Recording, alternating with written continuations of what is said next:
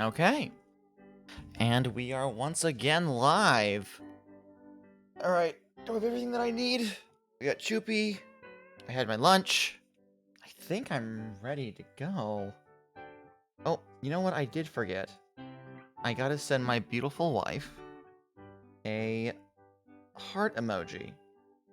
And you know what? Before I forget, I should also go fill up their water bowls real quick. I think the cat's water bowl was low. Let me go take care of that.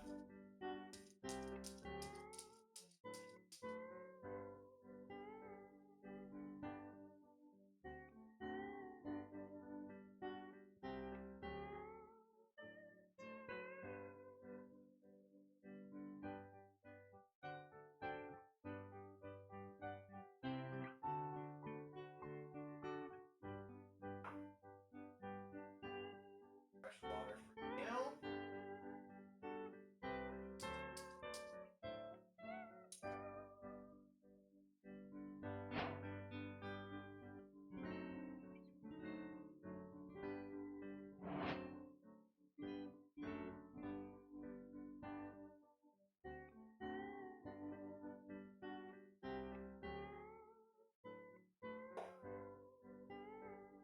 Fresh water for Choopy. Okay.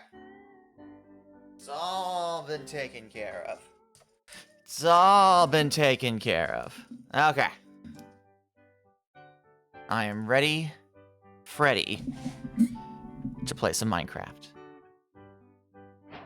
Don't think I left. Now, I didn't think you left. You were pretty clear about you still being right there. Hello again, Lumate. I have had my lunch. I have fed the aminals. The spider spawned directly in front of me. No, no, no, no, no, no, no, no, no, no, no, no, no, no, no, no, no, no. Please don't eat me, please. Alright, will this let me... Okay. Go sleep, go sleep, go sleep, go sleep, go sleep, go sleep, go sleep, sleep, sleep, sleep. Whew! Okay. During the break, I did leave my little Minecraft guy to mine some more cobble, so we're gonna gather that up real quick. I also... Oh, hi. Can you guys stop? Okay. I also... Yes, this will get me some more experience to heal my pickaxe. Not much, unfortunately. Oh, hello? Hey! Oh, that's right, it's Halloween! All zombies have pumpkin heads. How silly of me. Let's gather all of this whatnot and get this rock hopper burning. Choopy, leave the rabbit alone. Alright. Okay. Alright. So that's gonna go. Let's get rid of these. And let's head to get our cobble so we can go back and get back to work on the cube. Ah, yes, the beautiful, glorious cube. Alright, we're gonna do 2 trips. But that's fine by me. And with this, we should have plenty, and I do mean plenty, of cobblestone. Will it be enough to finish the cube? Of course not. But it will. What's the goal to diamond the cube? Well, here's the thing. I still have to get 7 more blocks of diamond to fill the center of the cube. I was given money to make the core pure diamond. And I intend to fulfill that request. Let's go over here then. Boop. I intend to fulfill that request. Can I drag all of these out and drop them down here? I don't know if I have the space for it all. No, I don't have the space for it all. Actually, forget making the cube diamond. Okay. I've completely forgotten. Emerald the cube? Emerald the cube would be comparably easier. However, let's see if we can't get to golding the cube first. Let's see if we can't get to golding the cube first. Hopefully, if we do get to golding the cube, then I'll have enough time between now and the end of the month. I'll have enough time to actually acquire enough gold to gold the cube. Right now, I think I have maybe 2 blocks, which is not great, all things considered. I dare say gold is easy to get. In the quantities needed, it's 9 gold per block. And I have to have a 4,000 times 4. I dare say easier than Emerald. Emerald, I can just spam trading all my villagers for. I can just spam trade with the villagers. So that's... Gold farms are a thing, that is true. I don't know how to make them. If there's one thing you know about me, your farm gets you 50,000 blocks an hour. Ooh. Oh, hold on one moment, everyone. Choopy! Leave the rabbit alone. Don't make me lock you up again, boy. Lie down. Alright. Alright. Come here. Come here, Choop Choop. Come here, Choopadoop.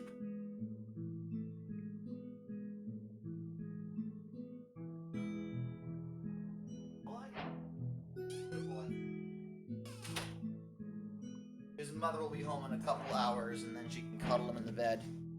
He can take a little nippy nap. The final goal of the cube, the sister cube of obsidian! No. No, absolutely the fuck not. I am many things, but I am not a complete and total idiot. Well, no, I might make a promise to do something quite that insane. But I wouldn't do it twice. A 10 by 10 by 10 cube? Okay, that's a bit more doable. Sister does mean smaller.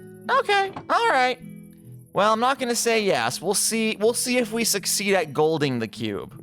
We'll see if we get there.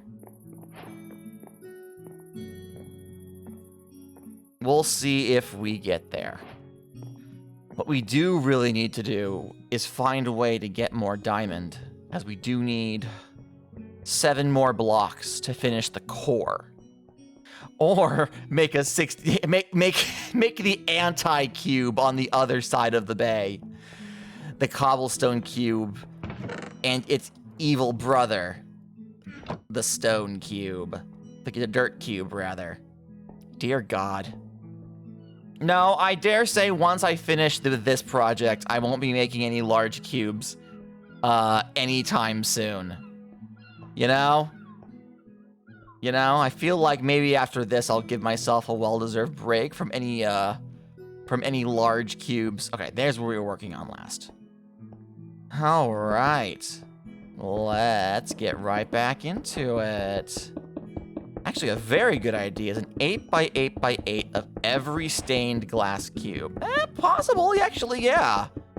I could make like a series of those, like the Chaos Emeralds, hovering around. Make it like make it the cube altar. A totem pole of glass. If you collect all 7, you can you get granted a wish. The Thanos cube. We'll see. We'll see. We still haven't actually set up our cult, which is kind of important.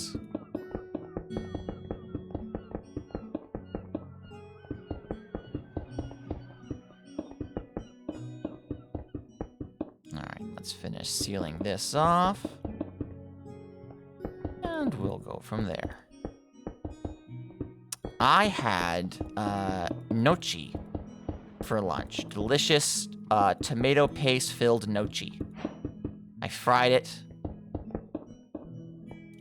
I fried it in oil and butter, so they were nice and brown on the outside, and they had this sweet tomato paste center, and I think I ate just a little too much. Nochi sounds great right now. Yeah, it was pretty good. I shouldn't have had that much. I had like a family bag size of Nochi. I just sat there and started eating, and I didn't stop until it was over. I should not have done that. Woo. I'm feeling a bit food coma-y right now, everybody. Delicious Nochi. Delicious. But I find that I cannot regret it terribly much.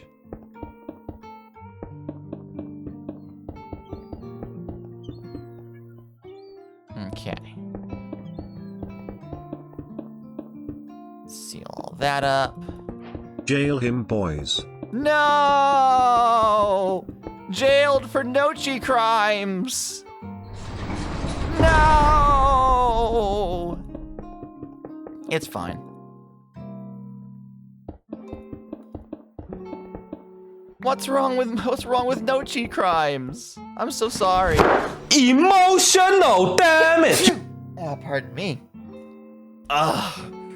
I promise to eat a normal human-sized portion of Nochi the next time I have the option. Okay?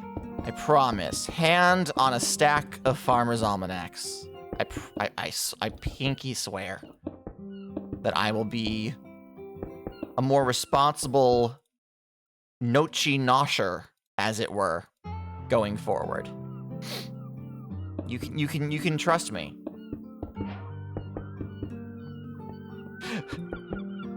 Oh, and Henbert stopped working because why are we allowed to have nice things? Let me pull up Biku again. There we go. There we go. Amazing, amazing, amazing, amazing, amazing. You like a Japanese dessert called mochi. That is true. I've had mochi before. Not necessarily my thing. I had green tea mochi. And the texture was a bit strange for me, but mochi is good, but it's expensive. Something that's really taken off in my local area are boba shops. Boba tea shops are huge right now. Oh? Why did Sand Alerts not work? Hello? It's like 20 USD for 8 in Norway. Yikes. Yikes, that's a lot. Let me see if I can't... Where's emotional damage?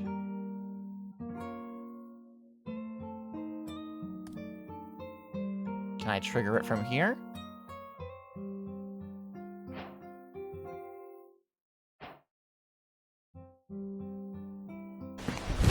Emotional damage! There we go. There we go, there we go, there we go. Yeah, boba tea, of all things, has gotten really popular in my local area. I'm in Florida, in the United States, by the way. There's, like, at least 3 different boba shops within, like, a 20-minute drive of me. I've never had it either, but... You only redeemed 1 emotional damage. Ah, gotta. Halloween is the Tin Man. Yeah... Yeah.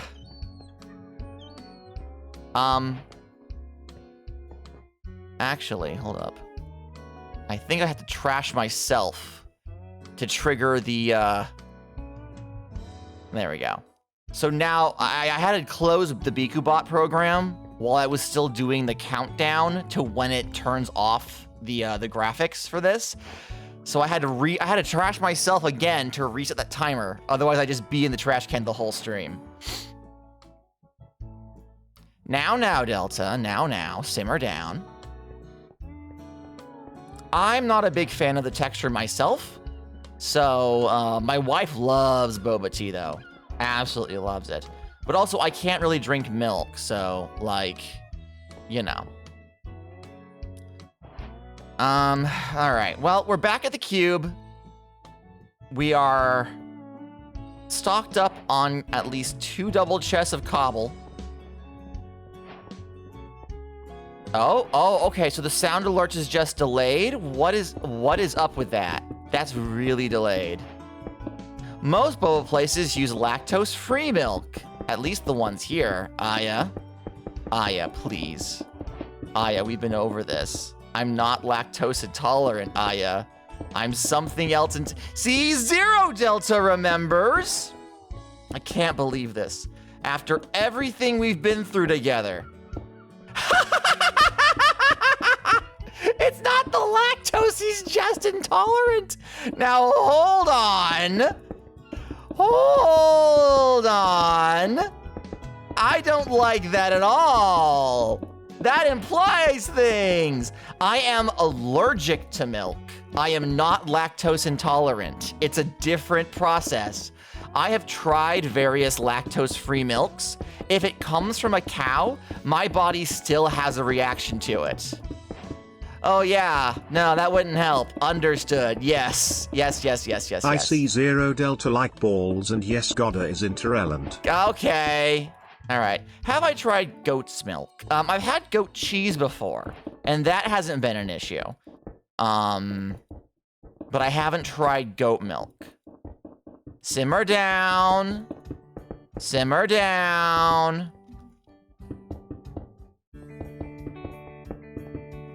Ball pits are you know what? Actually, hold on. This isn't set up to anything, but seeing as we're talking about it, let's do.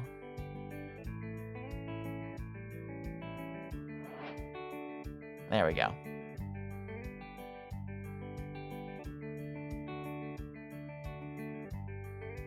We're in the ball pit now.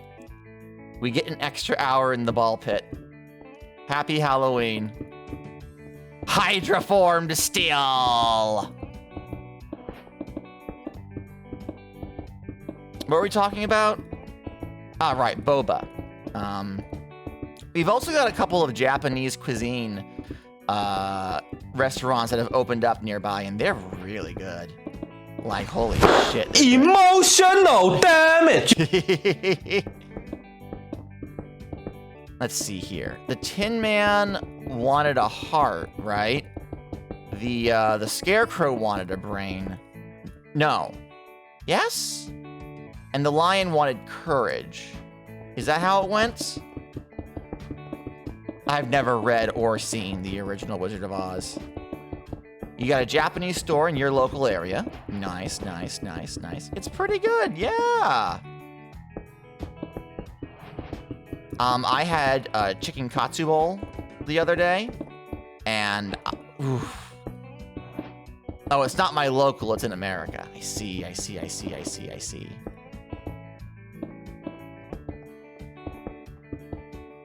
let me seal all this off. You got sukiyaki for lunch. Delicious. Fucking delicious. All right, let me think. How do I want to do this?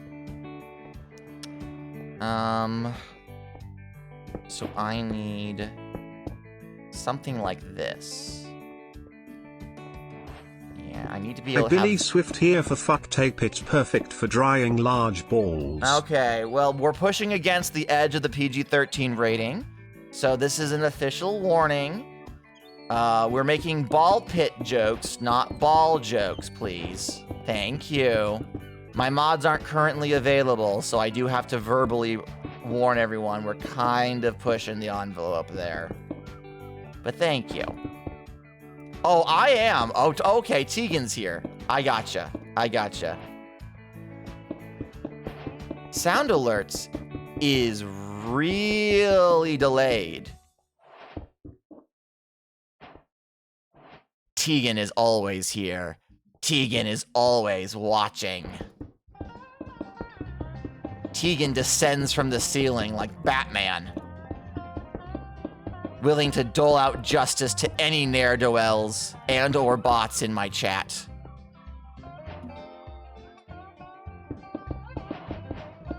Tegan is a myth. The Tegan, the myth, the legend. All right. Let's go over this way.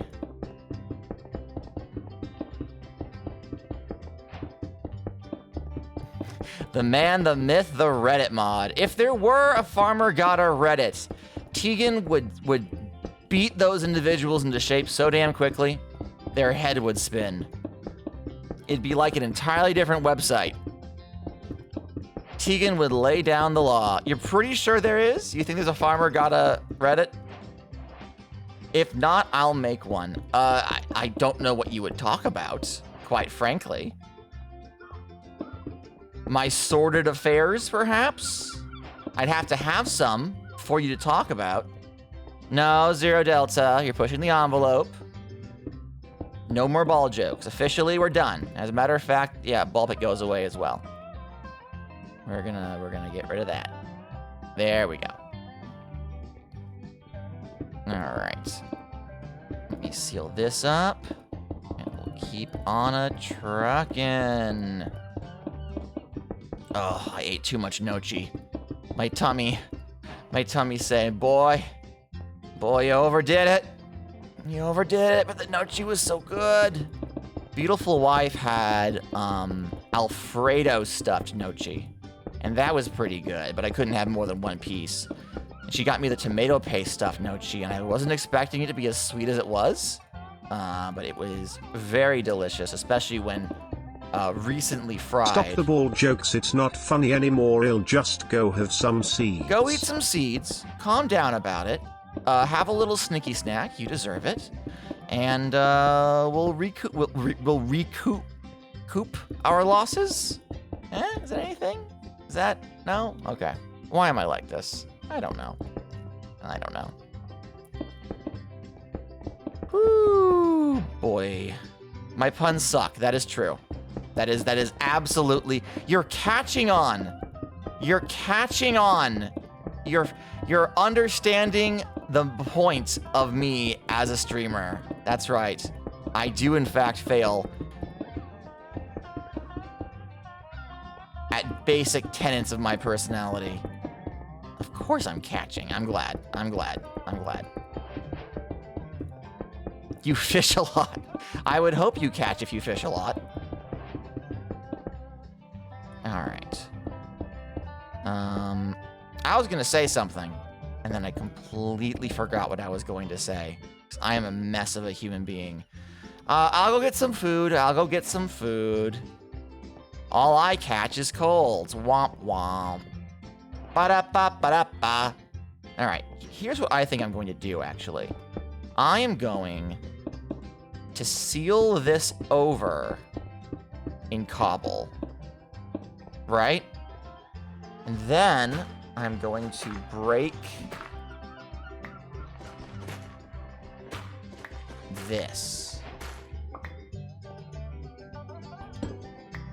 All right, I'll put you in the back. So we know that this is the diamond spot. This is the core. We'll meet it on the way up. And then we'll fill it in as we get the diamonds to do so. That sounds like a good idea to me. I like that. Then we're not trying to keep the whole area open. We'll just start from the back and fill it up.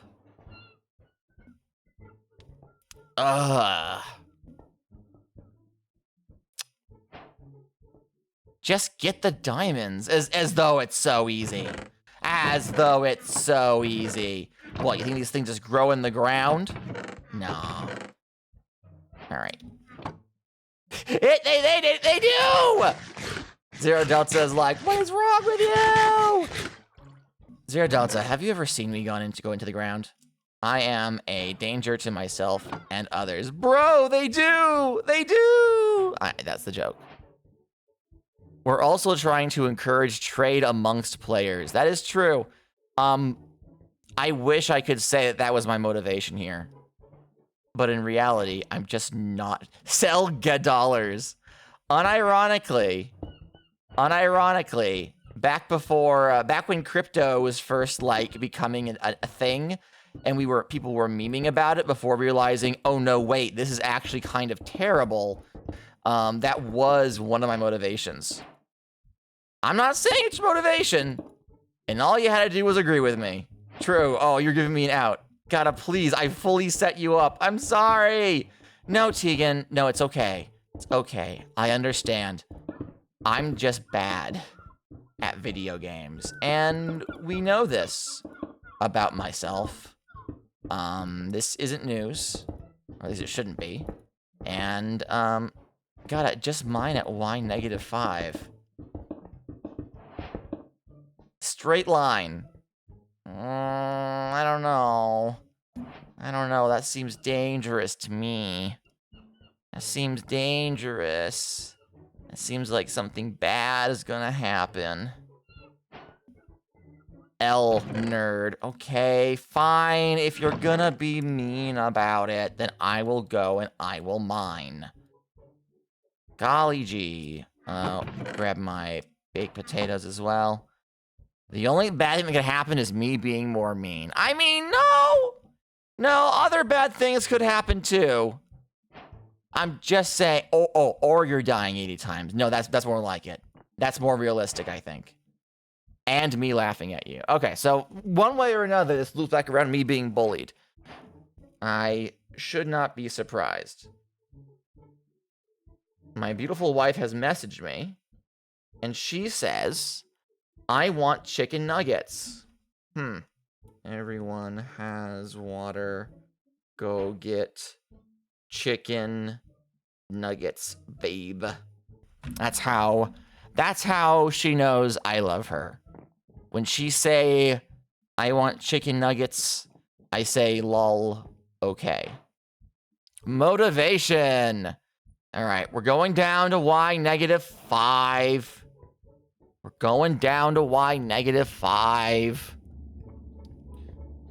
It's gonna be fine. We're going down to y negative 5. This is 35. Down to y. Let's go this way, I think. Away from the big open area. Yeah, that goes up. So let's dig down. Let's start here, I think.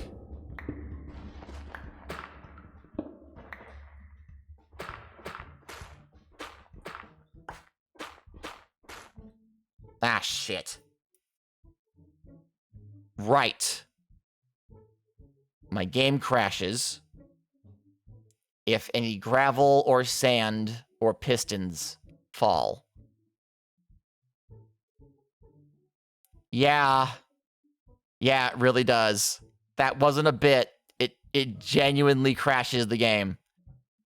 This was part of the problem with mining in the first place. I'm sure it'll be okay. I'm sure it'll be fine.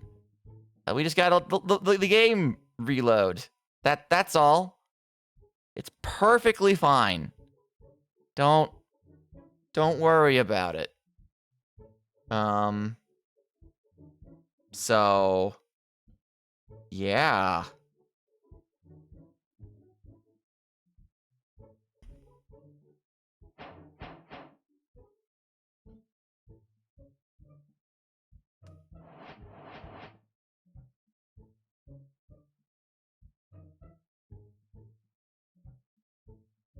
All right.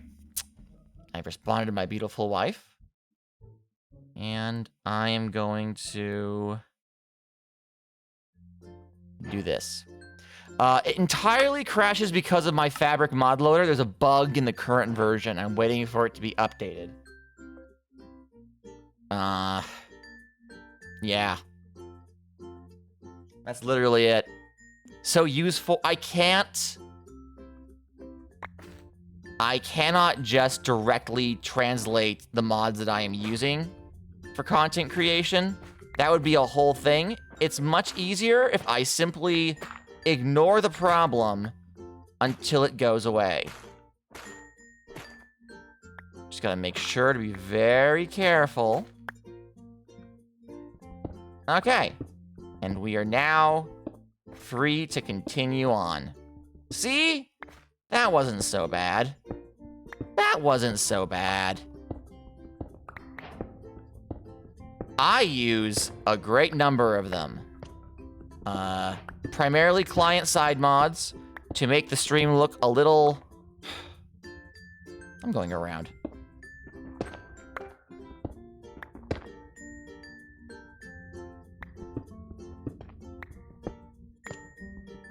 There we go.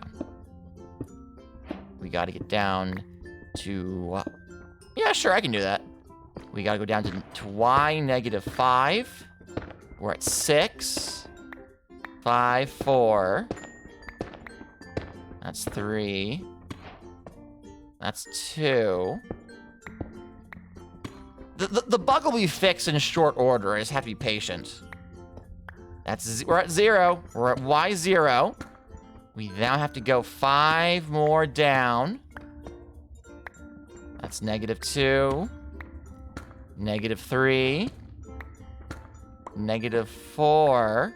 And finally, we are at Y -5. All right. Now, I'm gonna do something a little funky. I'm gonna do like this. And we're gonna start oh, well, hello. We do have fortune on this pickaxe. So when we gravel spawns a lot fewer times in Deep Slate. Hooray! We'll start digging this way. And when we run out of pickaxe, we'll turn a corner. Oh, look at all the gold.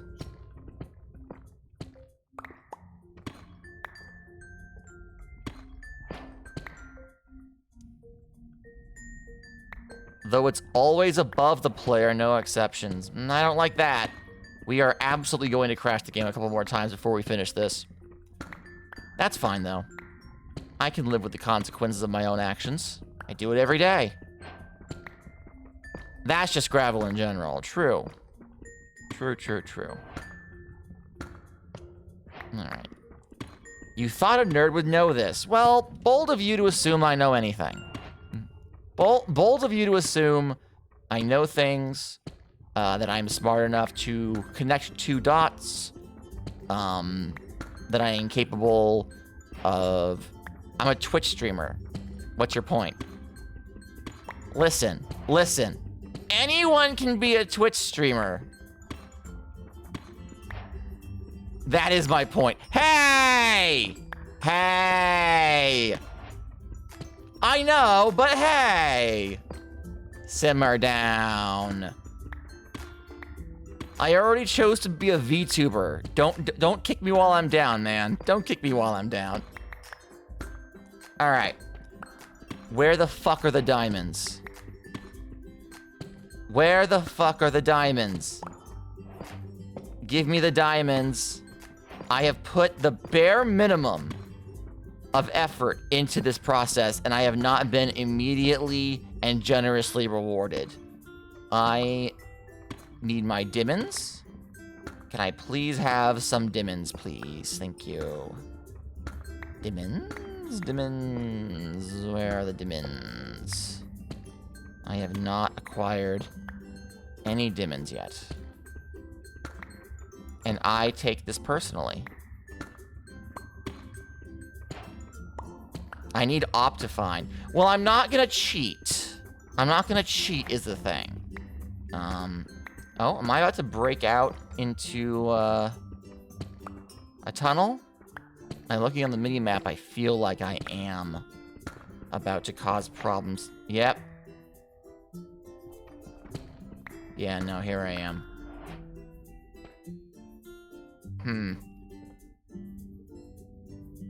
Alright, well, I'm gonna say that that's good enough reason for me to turn back around. I have been here before, and I died here. I'm going to leave. I've made the conscious decision to not stick around in this area. Watch out for the gravel. Thanks, Tegan. Gee, thanks. Love you too. It's fine. Don't worry about it.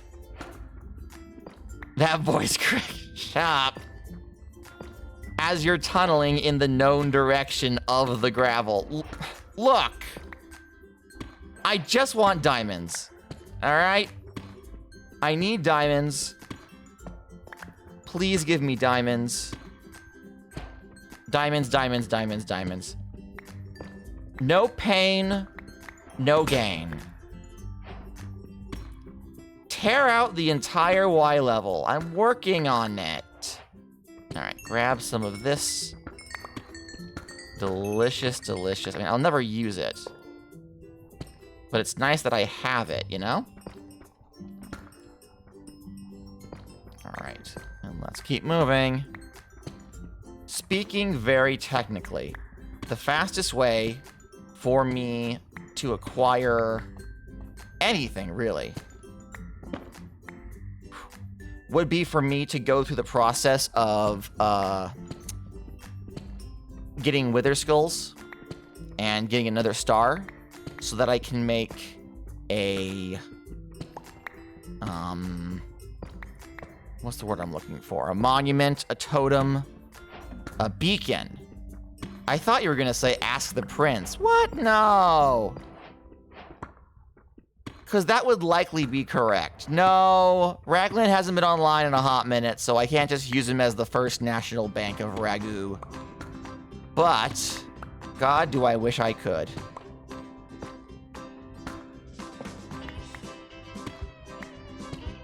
It's fine. We'll just do a little bit of digging. We'll pick up ourselves a little bit of diamond, and then we can go back topside and keep working on the cube. Papa, when do I get the shiny bug? When you catch it. So, it's time for a Rocky training montage to increase your bug catching abilities. I have every faith in you, my friend. If we donate to the cause, do we get to make better sacrifices? We are playing on vanilla-ish 1.20.1. The goal of the server is to have as few required mods as possible. Oh, I was actually just one block off. Huh. Well.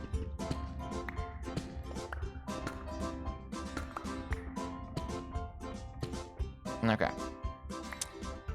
So here is the way up.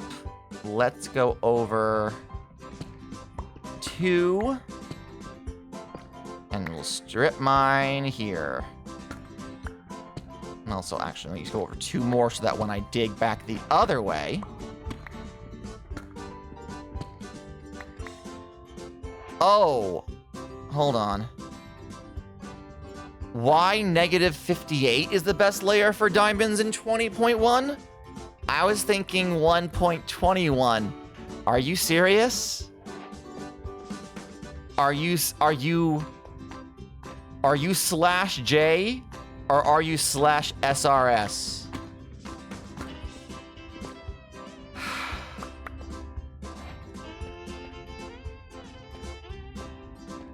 Okay.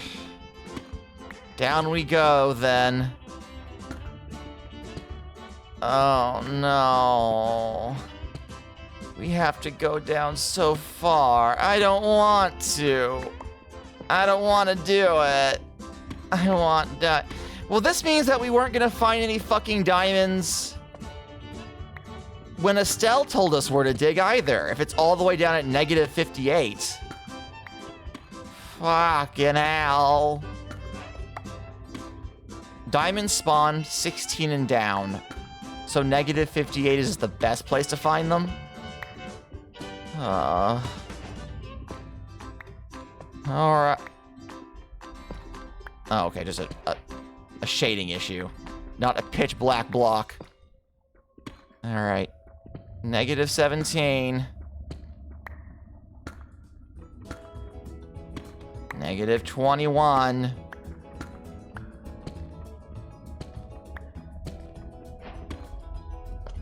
It's like, why negative 48 to why 59? But lava pools start up around negative 55. Okay. So in that case, yeah, negative 55 is probably the best bet. But I don't like it. So be careful. Thanks. Gee, thanks. I'm sure it'll be fine. The best bet is where the lava is? Yes. Open air spawns around lava, which makes it easier for me to traverse around and find diamonds sticking out of the walls.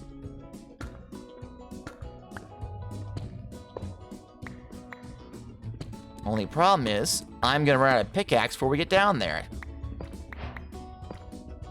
The random pools sometimes don't have hair. Ah, okay.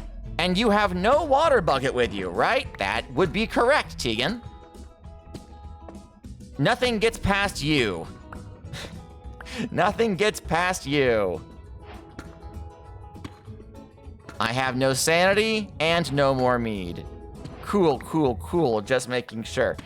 It wouldn't be a goddess stream if I didn't purposefully put myself into a situation that would have been avoided by a better player than me. Holy shit! Oh my god!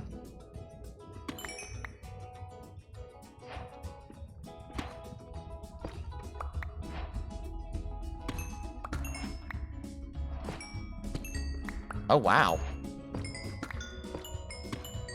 Oh my.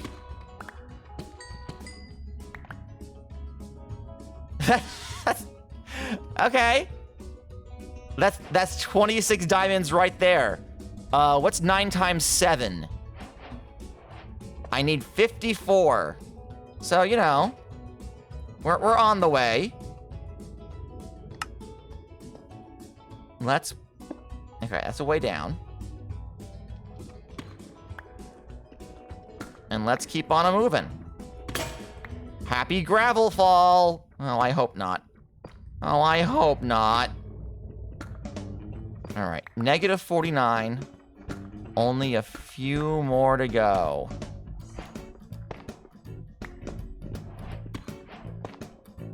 Now. Car battery!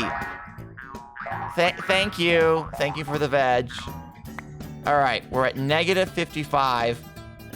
So now we just dig straight and pray to a god I don't believe in that everything is okay. High pixel stream when? Probably never. I'm not a big fan of any of the big Minecraft servers myself. If I play Minecraft, it'll be on this server, for this community specifically. Bro doesn't want to farm. It's true. I really don't. Can't believe this. How disappointing. There. I'm sure with time and therapy, you will come to forgive me.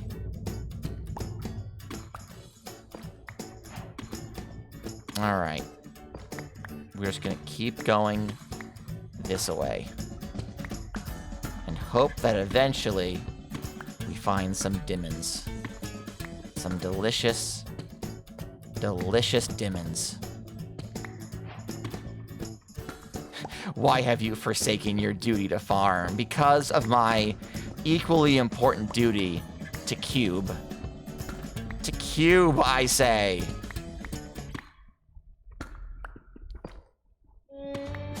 Alright. Where are you, diamonds? I would like... My streamer in chat, you asked him to mine! LMAO. LMAO. This is stone farming. That's a nice way of putting it. Stone farming.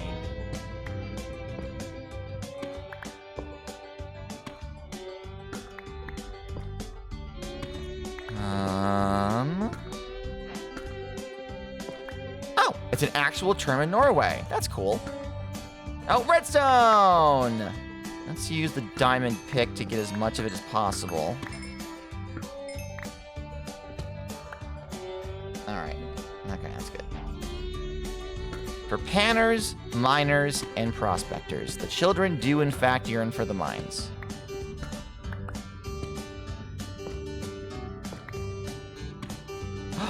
More diamonds!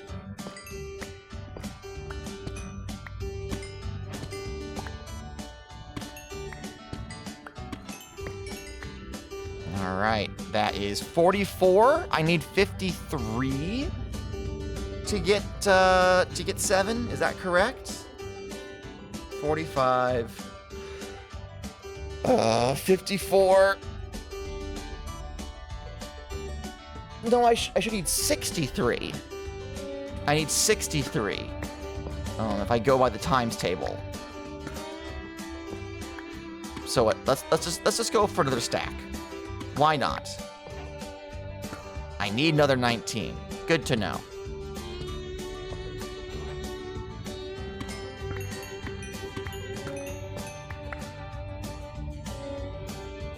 All right. Let's keep moving.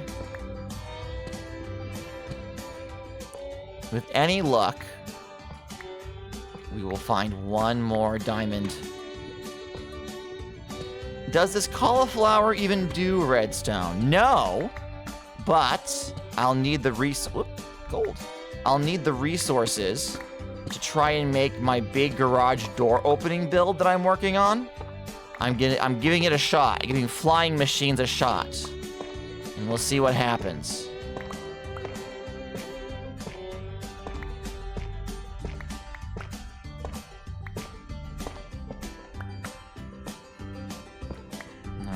Passing by a lava pool to our right. We'll just... Oh. Bro's gonna nuke the cube with a garage door. You're going to run into Neb's mine area. I'm sure it's fine. I'm sure it's fine.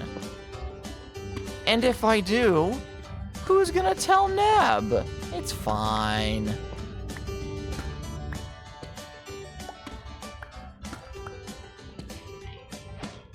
I'm just letting you know. Yeah. Don't worry about it. Don't worry about it. I say, waving off your genuine concern. And also, I'm gonna tell Neb, lol. Why, Tegan? I can't believe this. I can't believe this. I have a coworker who's got into mushroom farming. One of my older coworkers is terribly concerned that he will do it wrong and harvest and consume a poisonous mushroom. And I've tried to inform her that, like, no, like, you don't just, he's not just doing it on a whim, like, he has experience in agriculture, and he's like, oh, he's gonna poison himself and die. And I'm like, no, I'm pretty sure he's fine. At the very least, I'm sure he'll Google it. All right, more redstone.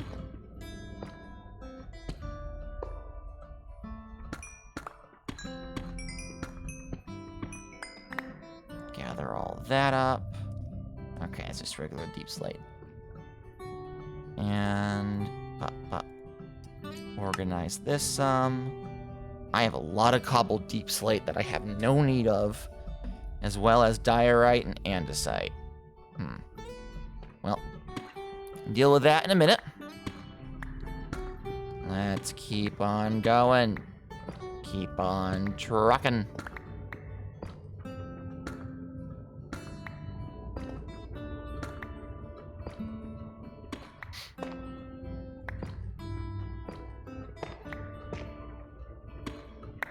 Ooh.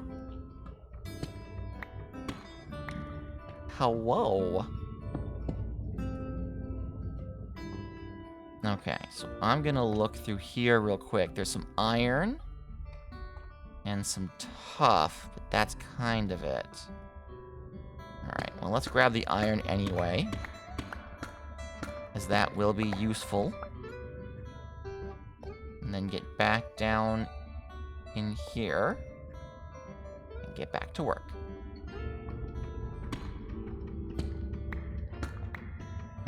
And the light from this lava will fill up the mine shaft. Little disappointed there weren't more diamonds, but what can you do? What can you do? Oh, I haven't looked in the Discord. Oh, that's my last torch. Oh no. That's my last torch. Oh no. All right, I'm gonna go a bit further, and then we're gonna have to turn around because it's gonna get dark, and I'm gonna get scared. Add stone torches to the server. No. We try to keep it as unmodded as possible. Client-side mods are a little different. All right, here's what I'm gonna do. I'm gonna dig over like this. Then get Optifine. No, I do not like Optifine guy. Optifine guy.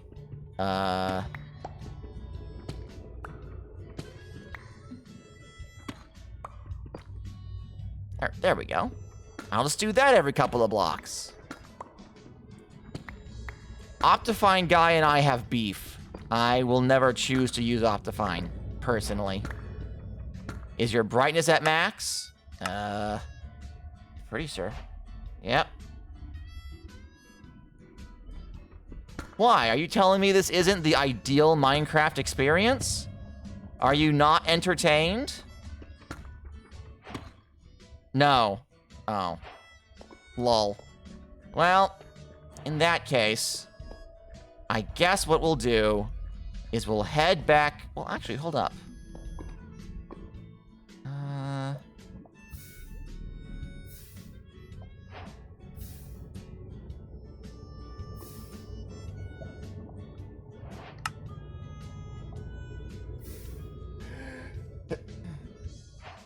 I had a sneezer for a second. Alright. That will simply have to be enough diamonds for right now. I'll pop back down here when I have more torches. And, see about getting some more. Until then, we have 44 diamonds. Which I think is 1 diamond off of being 5 blocks, if memory serves. And I believe I have 3 more diamonds topside, so we should be only 2 diamond blocks short. Should be only 2 diamond blocks short to finish the core. Huzzah! Aren't you proud of me? I'm proud of me. I do have to hop all the way back up here, though. Yay, Tegan! Thank you. I'll be proud when the cube is done. Okay. Okay. Modding Stardew Valley is interesting. It's not necessarily difficult, but it's a little kind of... It's a little kind of backwards. Also, where is my scone? I don't recall being told to make you a scone. My condolences. I forgot I had all of this shit down here. Let's put the cobble deep slate in here. Take the copper, the iron, and the gold with me, as well as all these extra furnaces. Alright, I'm holding my pick. Gather that. Gather that. Gather that. Alright. Okay. Let's head topside.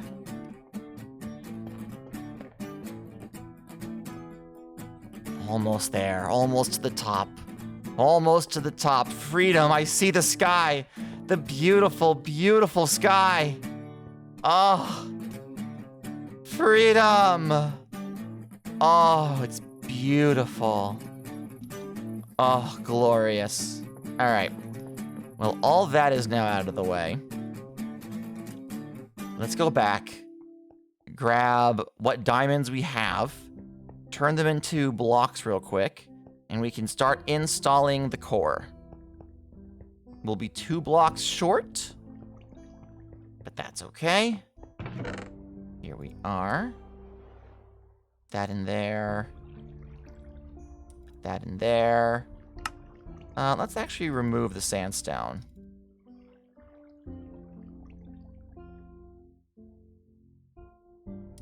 And then we'll organize that. Pull up the sand. And then over here, we'll drop all this stuff in there. Okay. That should be everything organized mostly. Drop these off. Drop that off. Yeah, 48.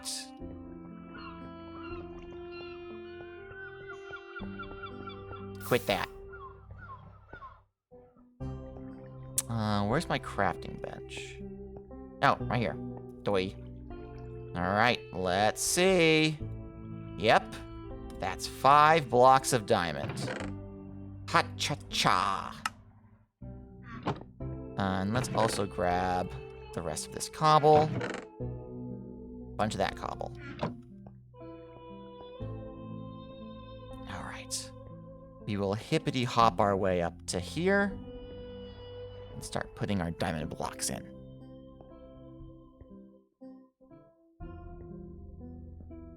Alright. 1, 2, 3, 4, 5. We just have 2 left. Huzzah! The divinity of the cube is almost instilled. Soon, yes, soon, our great one shall rise. Or sit where I put it. Until I cover it in gold, probably.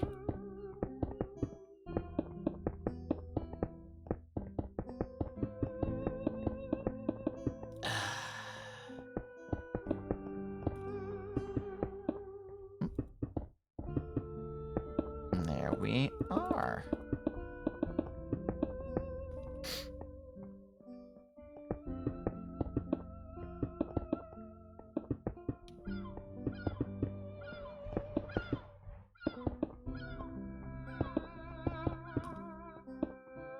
My beautiful wife.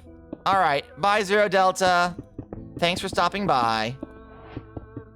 My beautiful wife decided that we were going to try something new. And so she got a bottle of Bang Bang sauce, as it is listed. Bye, Lumite. Have a good day.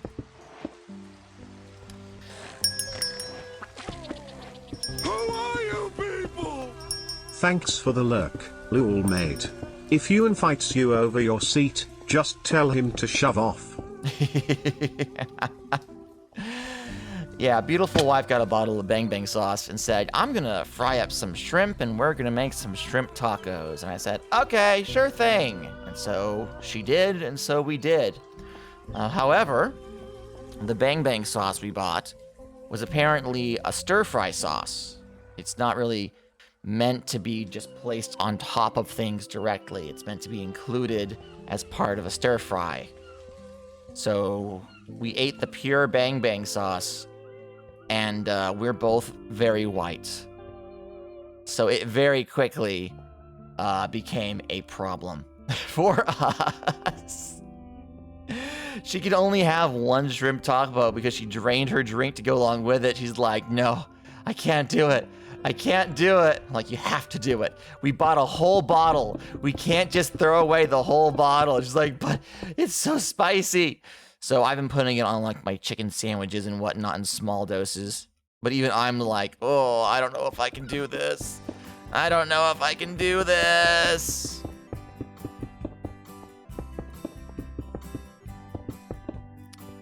So I've really been getting into modding Sonic the Hedgehog games, specifically the first three platformers as well as CD.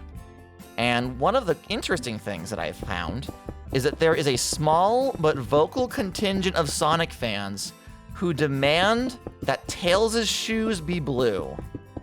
Apparently there was a piece of concept art from early in Sonic 2's development which shows Sonic and Tails, and inexplicably, Tails' shoes are blue as opposed to red. And a lot of people are like, yeah, I like that better. I am one of those people. I go, huh, yeah, I do like that better, actually. I think Tails' shoes should be blue.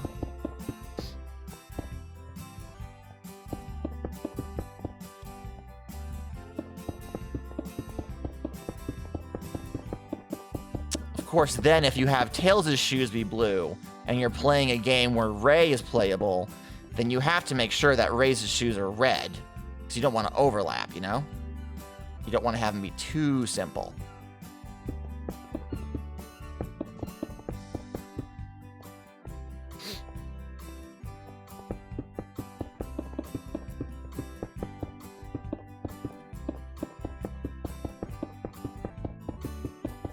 What I really need to do is actually look up someone doing a gameplay of the newest Sonic game, Sonic Superstars.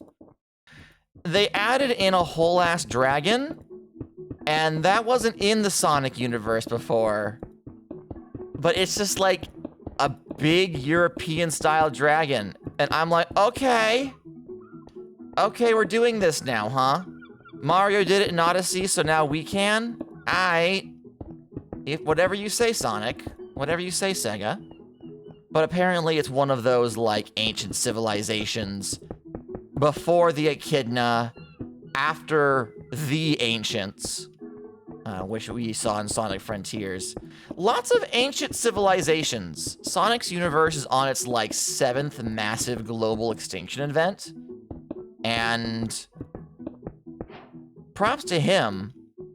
The nebulous past. Yeah, but it's been nebulous for like 20 years now, and it keeps getting nebulous-er.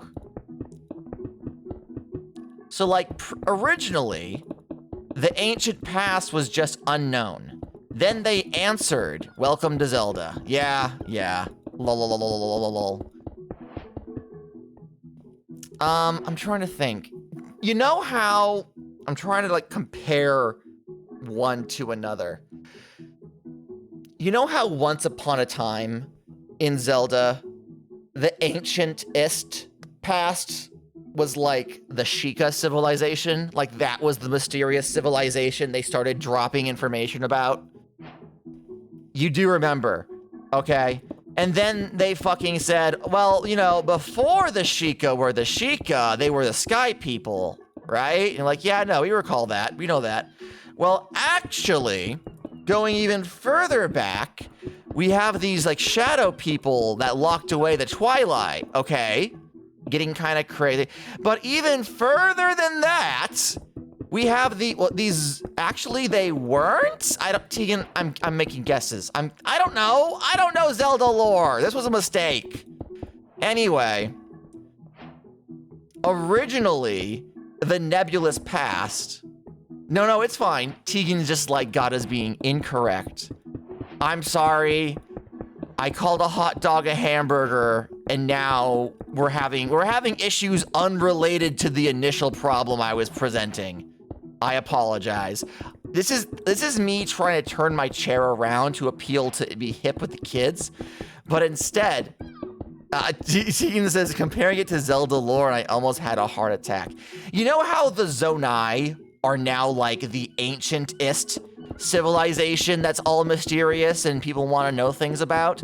But also, it's the third time that there's been an ancient civilization that no one's really known anything about. So the effect is a smidge lost. Yeah, that's where we're at Sonic. Yes, that is correct. Thank you.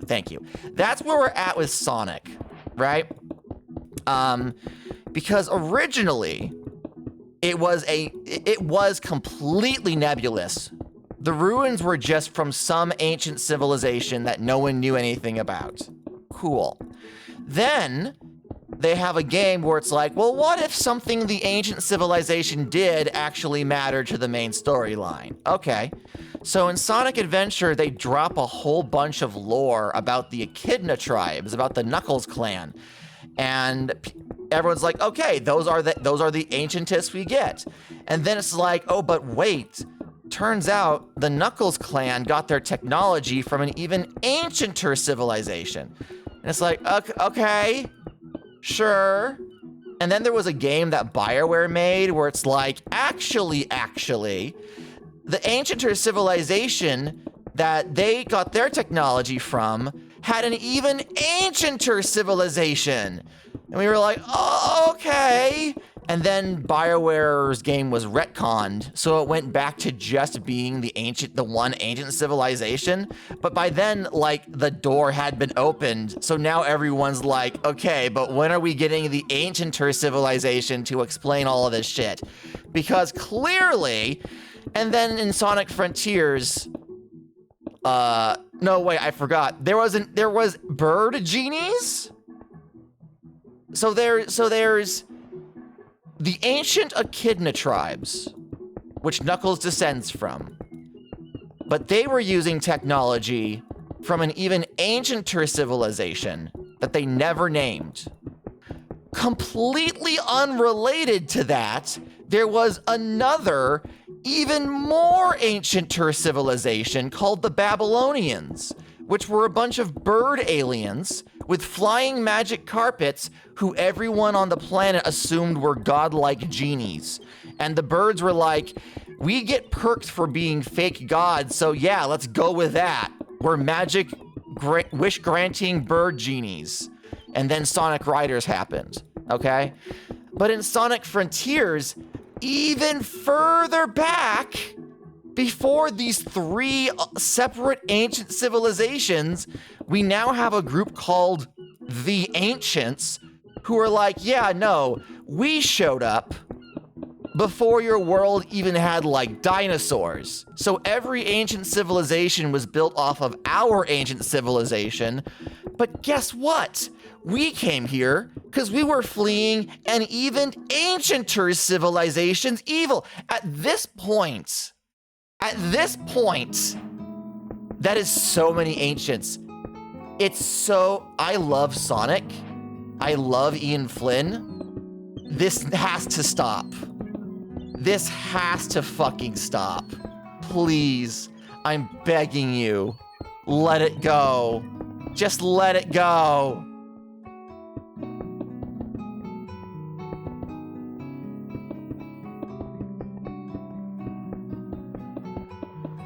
In the latest game, Sonic Frontiers, the latest mainline 3D Sonic game, what if it was Ancient Squared? They finally explain where the Chaos Emeralds come from. After 30-something years, finally, we have conclusive lore as to the origin of the Chaos Emeralds. Do you want to know where these magic ancient rocks come from, guys? Space. They were brought here by aliens. But also, the Master Emerald was already here, and the ancient aliens have no explanation for it. And that's all we got. That is all we fucking got. Thank you, Sega, for finally answering our hardest hitting questions. I, for one, know that I will sleep well tonight.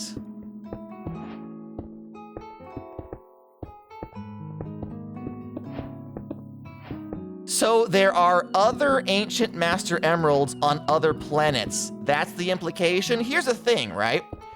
Back in 2010, we had the DS game Sonic Rush, where they established that there is an alternate mirror dimension of sorts called the Soul Dimension, where Blaze the Cat is that universe's equivalent to Sonic. Blaze the Cat is her universe's Sonic adjacent protector hero figure. They don't have Chaos Emeralds. They have the Soul Emeralds, S-O-L, because she's all about fire. And she can use the 7 Soul Emeralds to gain a super form. So it's like, okay, so each plane of existence has their own set of emeralds, I guess? But also, Never Planet, which is attached to Sonic's world, is a small planet that exists in its own separate pocket dimension 364 days out of the year. Once a year, for about a month, it will merge back into Sonic's dimension, and it will appear over a very specific point on the planet. Oh, hi. New. And Never Planet doesn't have emeralds, but it does have the Time Stones, which are basically the Chaos Emeralds, but different somehow. So, I don't know what the implications are. Oh, that sounds cool. Yeah, Sonic CD isn't a very good game, though. Sonic CD has a lot of design flaws. What if we got a Blaze the Cat game and then Sonic makes a cameo at the end of it? I do believe that Pixel Dragon would cry out once and then be silenced. That girl loves Blaze the Cat. Fucking loves Blaze the Cat.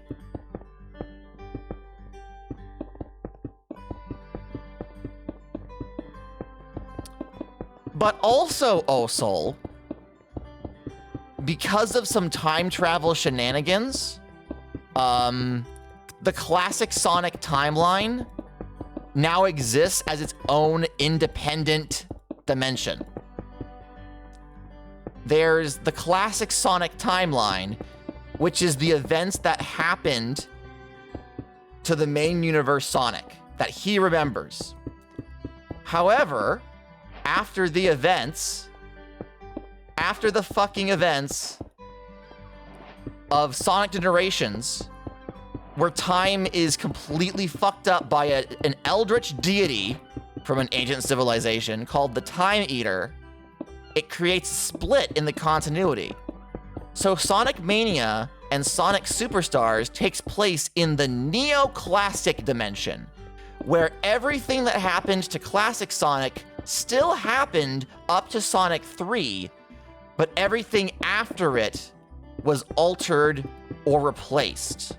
So any new classic Sonic game includes implications for the main Sonic continuity world, but the events in those games don't happen to the main continuity Sonic. It's a lot. It's a lot. Trust me, it's a lot.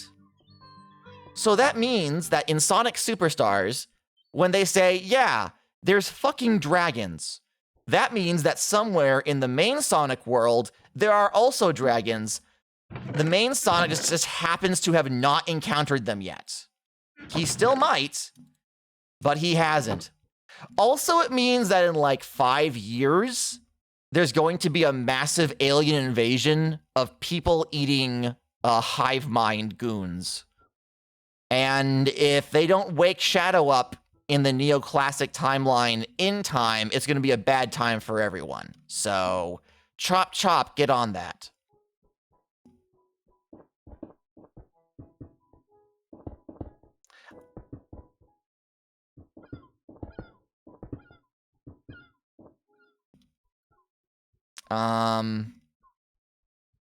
Yeah.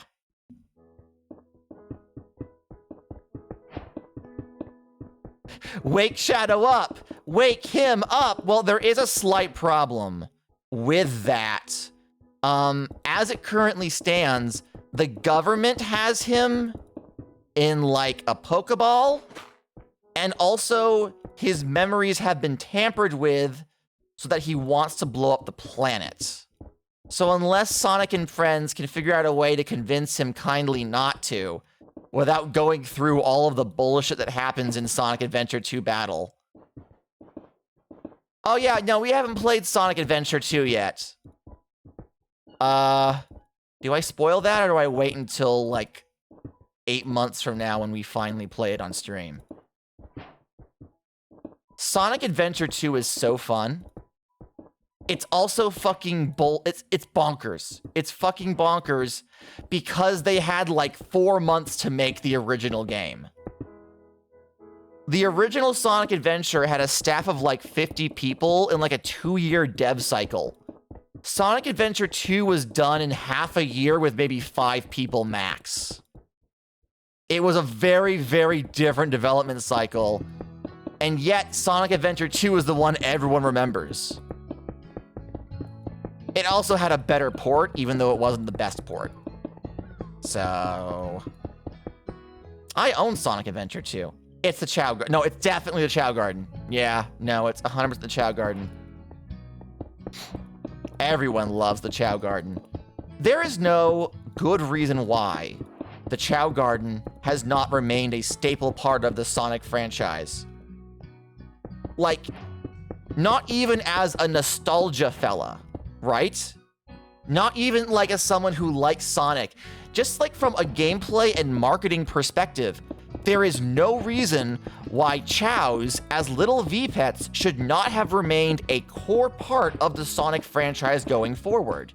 There should have been like 20 different, especially during the DS days, when shit like Nintendogs was selling gangbusters. Sega should have jumped on that immediately, and that they didn't is a mind-boggling decision. I just don't understand. I just don't understand. But whatever. Whatever. Chaos Emeralds, Chow Gardens. Wait a minute.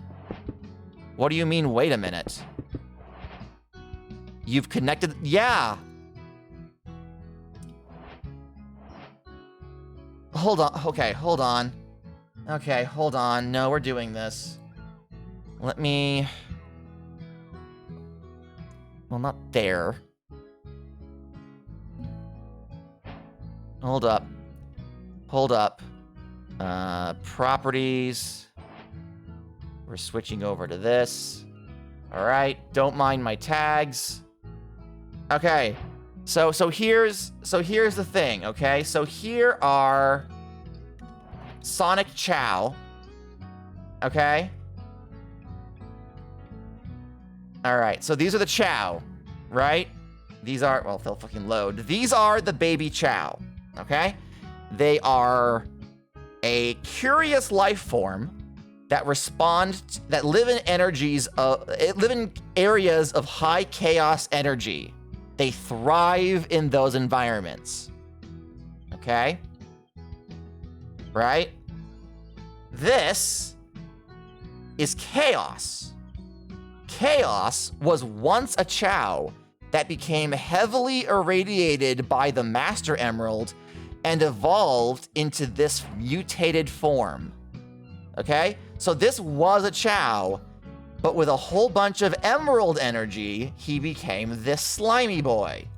Let me show you, spoilers, Sonic Frontier Ancients.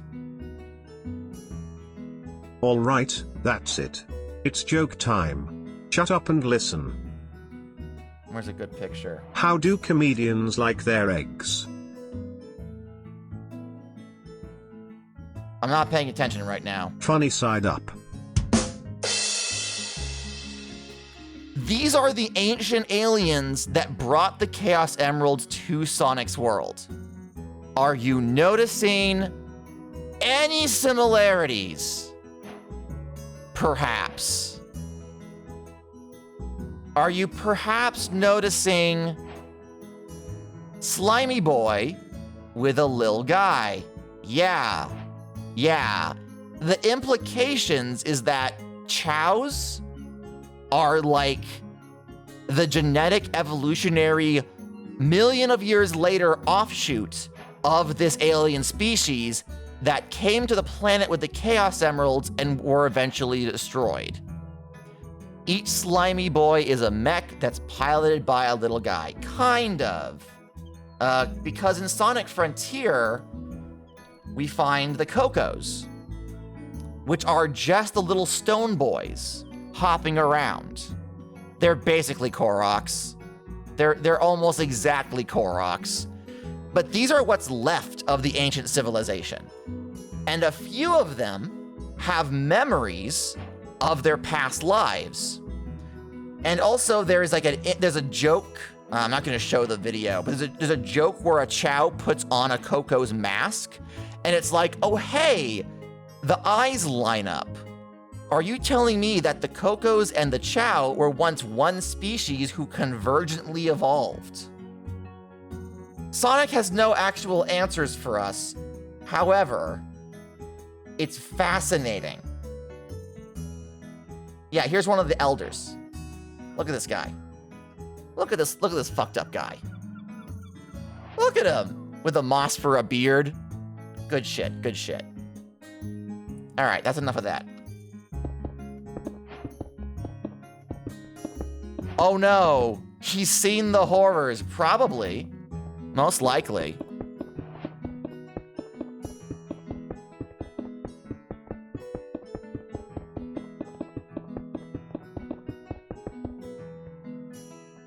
Dr. Eggman's whole thing is he hears about some sort of cosmic horror that he's not supposed to touch, and he says, perfect, I'll touch it. Unlike every other time it's happened, this one will go my way. Repeat over and over, and that's the Sonic franchise. Even the original Sonic the Hedgehog, before they knew anything about the Chaos Emeralds, was Eggman being like, oh boy, this island has some magic shiny rocks. I'm gonna go get them. It's gonna be great. It's gonna be great.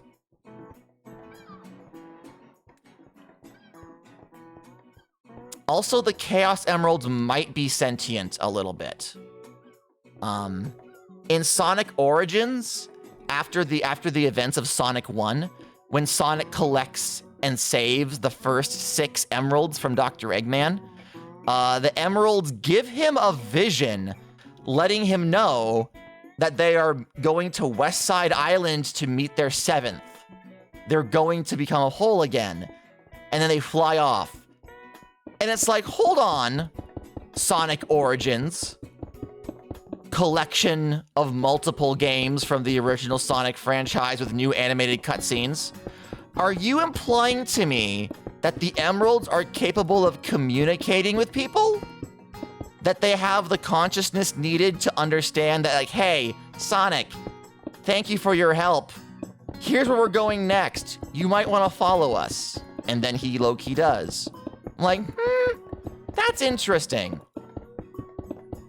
I want to know more about that.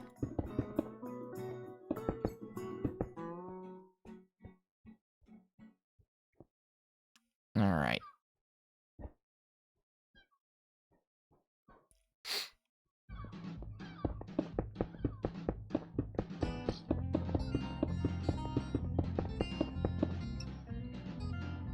Oh. I was... Ah, no, no, no, no, no, no!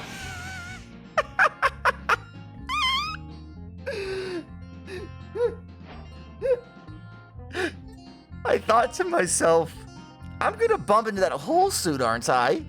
And I turn around, and it's directly behind me. And I open my mouth to say, oh, I almost fell down that. And then I fell down it. 9 out of 10 didn't stick the landing. Hi, Neb. Hi. Welcome in.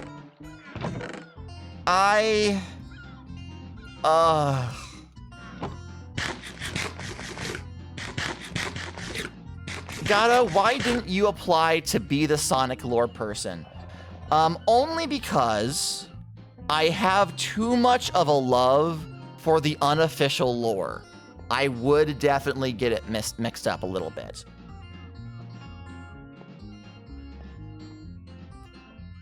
I have opinions on Sonic lore, and it would not be fair of me to force them onto Sonic proper, if that makes sense. You know?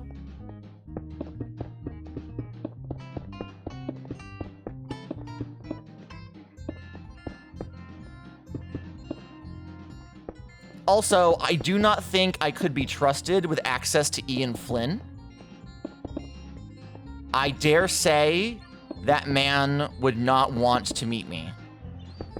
Not because I dislike him or anything, but because he's been essentially writing Sonic fan fiction for years, and I do not want him to realize how much of a freak I am. I would tie him down to a chair and say, now tell me everything you had in plan for the Archie comics before they canceled them. There's no getting out of here today, Ian. You are going to tell me everything you know. Especially about Bunny Rabbit and Antoine de Coulette. My OTP, tell me what you know about the French coyote and the southern rabbit. Give me the storyboards! God. I don't know how to describe to you how invested I was. Blood for the Blood Cube! Amazing. Amazing. Fucking wild. Good job, everyone. How are we doing today, Neb? I hope you're having a good day. Hope you're having a good day. I'm having a day talking about Sonic.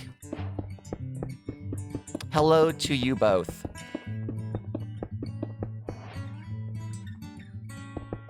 So essentially what I'm doing in my private time, my personal time, is I am modding all the different Sonic the Hedgehog 2D platformers, as well as putting some fan games in the middle to kind of fill them out a little bit, and making my own personal timeline, which I may or may not write fan fiction about. Probably not. The problem is I cannot decide where to put Sega Sonic the Hedgehog. Got us doing a timeline! Yeah. Share with me your timeline. Okay, all right, okay. So here's the thing, right?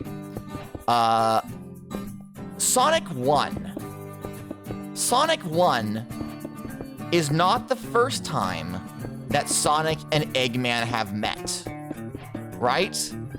I mean, in core Sonic lore now, yes, it's the very first adventure. But in the original releases, in the manuals and whatnot, it's implied that Eggman is a known threat, and that whatever the previous threat was, this time it involves finding the Chaos Emeralds and kidnapping all of the animals on South Island and shoving them into robots. So the implication of being that Sonic and Eggman already know each other before the adventure begins, all right? Common fandom suggests that the arcade-only trackball game that was released in 1993 called Sega Sonic the Hedgehog is canonically the first adventure. In that adventure, Eggman does not have any particular connection to Sonic. Sonic just gets caught up when Eggman kidnaps a bunch of animals and stuffs them in his tower. The goal of the game is to play as Sonic, Mighty, and/or Ray, climb to the top of the tower, beat up Eggman, and then escape the island before it explodes. And it's an old trackball game, so it's super slippy, it's running and jumping and a whole bunch of stuff on an isometric plane. And it's supposedly where Sonic, Ray, and Mighty all meet up. Mighty will appear in a later game, Ray will not, and eventually both will return in Sonic Mania. Okay? So, step 1 is the Eggman Island incident, where Eggman kidnaps a bunch of random animals, including Sonic, brings them back to his island to do Lord knows what. Sonic makes quick friends with Mighty and Ray. They bust out of jail. They beat up Eggman. They free everyone. Now Sonic and Eggman know each other. So when Eggman stages a takeover of South Island, Sonic's like, oh yeah, I beat this guy before, and goes to do it again. The problem is, from a fanfiction standpoint, I don't really want to introduce Mighty and Ray as core components of Sonic's team unless I A, make them appear in Sonic 1, CD, 2, and then finally 3 and Knuckles, or I want the solo adventure, Sonic to have a solo adventure with just him and Eggman, followed by multiple individual adventures where he meets the other people who will become important in his life one by one, ending off with Sonic 2. Because here's the thing, right? Sonic 2 and Sonic 3 and Triple Trouble all take place immediately after each other. Like, there is no time in between. Like, literally none. Sonic 2 is about Sonic and Tails trying to prevent the launch and use of the Death Egg, and they knock it out of orbit, and it then crashes down on Angel Island. Sonic the Hedgehog 3 begins with Sonic and Tails immediately after the final battle of Sonic 2, rushing to Angel Island to find the crash site to make sure that everything is taken care of. But then the events of Sonic 3 happen. Sonic Triple Trouble begins immediately following that. After Sonic and Tails leave Angel Island, Knuckles is attacked by Metal Sonic, which kicks off the events of Sonic Triple Trouble. So there's like a very small window of time where solo adventures could happen between Sonic CD and then Sonic 2, where a lot of stuff happens very quickly. It's very much just a me problem, and honestly, there's no, yeah, I see, Tegan says, nodding. It's very much a me problem. It's a very stupid me problem. It's a fan fiction. I can do whatever I want. But also, I am absolutely expanding Sonic CD to include content from the Miracle Edition mod. Me, with my me problems. Yeah. The thing about Sonic, right? Sonic has had so many different alternate universes and remakes and reboots and anime and movies and comic books, and none of it has all shared the same universe until now. IDW Sonic and the current video games, the official stance by Sega is that they are one and the same universe. The stories that happen in IDW comics are canon to the games, and the stories in the games are canon to the comics. That's the official stance right now. It hasn't been that for pretty much the rest of Sonic's history. So if people who are interested in Sonic and would read a Sonic fanfiction are more than willing to accept whatever AU bullshit you throw at them. Like, that's not a problem in the slightest. But also I'm like, it has to be perfect. It has to be airtight. It has to be correct. I can't write a Sonic story with something wrong in it, I say, while intending to add fanfiction elements to the fanfiction. Let me do...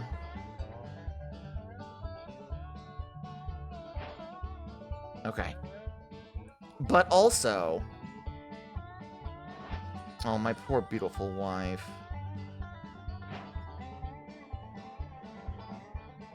She's having acid reflux. You want to leave some space for future Sonic games to sit in. Right.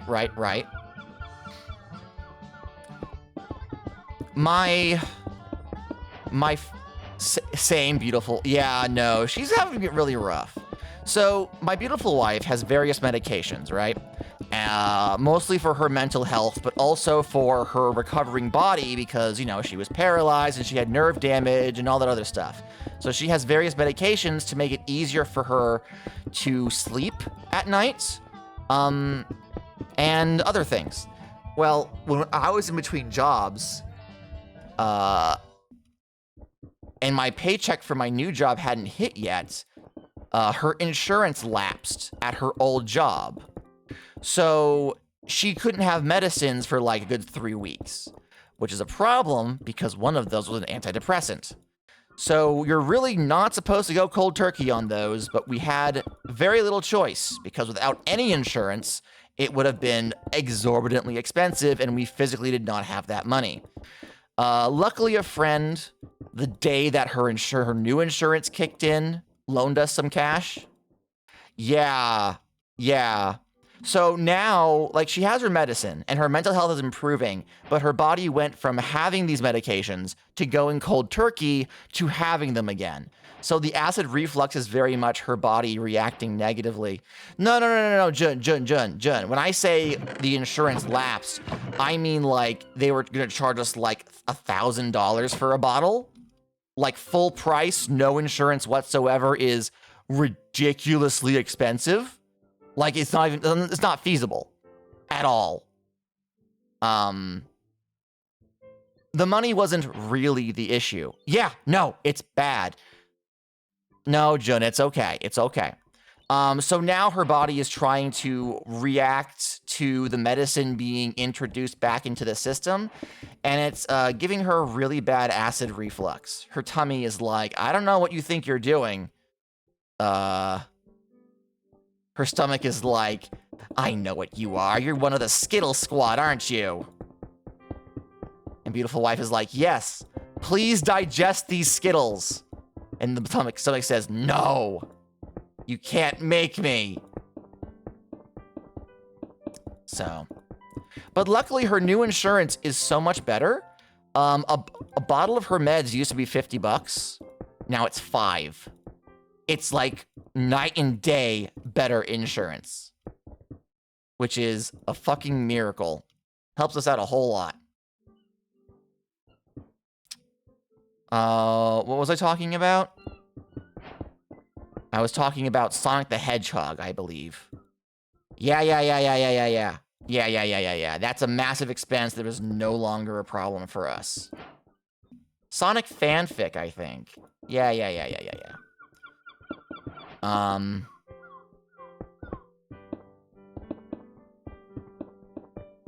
So one of the big Sonic the Hedgehog mods that are out there is called the Sonic CD Miracle Edition, which is mostly a bunch of quality of life changes to make the game better. Sonic CD... Okay, so Sonic the Hedgehog 1 came out. When in doubt, you've probably been talking about Sonic. Listen. I just really like Sonic the Hedgehog, okay? I love him. He's my guy. My pal. My bear and a half. Sonic CD and Sonic 2 were developed by 2 different teams at the same time. The Sega Technical Institute in America worked on Sonic the Hedgehog 2, and Yuji Naka went to work with them for that. However, the artist for Sonic the Hedgehog at the time, Naoto Oshima, stayed behind with Sonic Team to make Sonic CD. So both Sonic 2 and Sonic CDs were designed as direct sequels and evolution from the very first Sonic 1. But because they were made by different people, it's like almost seeing 2 different alternate realities of what a Sonic 2 should be. Sonic CD, unlike Sonic 2, which focused on the platforming, the speed, and added in more quality of life features like the spin dash, focused more on exploration as opposed to speed. Every level on Little Planet has 3 versions, and you could travel through time to the past, the present, and the future version of that stage. The goal... Hey, Kaisalo! Thank you so much for the raid. You get a Jolly Jangle of the Cheer Bell. Thank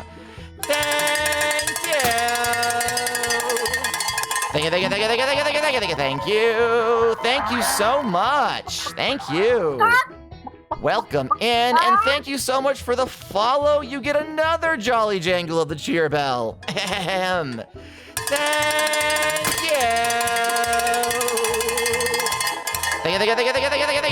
you. Thank you so much. Welcome in. Howdy, everybody. My name is Gata. I'm Farmer Gata.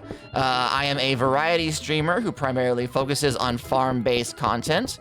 Currently, we are streaming on Haycraft, which is a vanilla 1.20.1 Minecraft server that me and a couple more of my creator friends use for videos, streams, and other such nonsense. We are currently working on The Cube. 3 months ago, I was given $20 and a challenge to build a 64 by 64 pure cobblestone cube in Minecraft. And I, who am bad at math, said, that sounds doable. It is not doable, chat. It has been 3 fucking months, and we're still not even done. Like, hold on, let me show you. See this diamond block down here? That's the halfway point. That's the halfway point. So it's been a minute. It's been a minute. How has stream been so far? I think it's been pretty good. I've been talking about the lore of Sonic the Hedgehog and my plans to make Sonic the Hedgehog fan fiction. Not even cursed Sonic the Hedgehog fanfiction, believe it or not. It's just been on my mind. I just really love Sonic. Sonic was a very formative part of my childhood. I read the comics. I loved the comics. I loved the OVA. I love it when Knuckles wears a hat. That's the best. And the Sonic hacking competition, and as well as the Sonic Amateur Games Expo, both fairly recently had new entries. So there's a whole bunch of new mods and fan games for me to try out. So, hell yeah, genuine Sonic fanfic. Oh my god. There is a story on AO3 that is not completed. It's by an author called Ladiz, and it's called The Lost Prince of Mobius. And what it is a crossover between the modern game Sonic as well as fucking Sonic Underground from like 1998. For those who don't know, Sonic Underground was a cartoon show made by Deke Productions after they stopped production on the slapstick comedy Adventures of Sonic the Hedgehog. It took place in a dark alternate universe where Mobius was an entire planet of alien creatures that was overtaken by the evil Dr. Robotnik. And Sonic was a prince of the planet, the Prince of Mobius, along with his two triplet siblings, a brother named Manic and a sister named Sonya. They were destined to defeat Dr. Robotnik and save the world, but a seer warned them that they wouldn't survive unless they were separated at birth and never told. I'm sorry, Sonic is a triplet only in this show. Only in this show, okay? So he and his siblings are separated at birth and never told of their true parentage. However, each of them has a magic medallion, which, when used, summons a magic musical instrument / weapon, which they use to fight the evil forces of Dr. Robotnik with the power of song. I shit you not, it was a dark cyberpunk alien future sci-fi adventure series that was a Saturday morning cartoon that doubled as a musical. And it was not good. It was not a well-received show. The series never got an official end. It was a bizarre time. What's worse, right? What's his name? You know the sitcom character Urkel from Family... Jaleel White, okay? Jaleel White. Urkel from Family Matters. He was the American voice of Sonic the Hedgehog in every... What do you mean it wasn't good? You just described a masterpiece.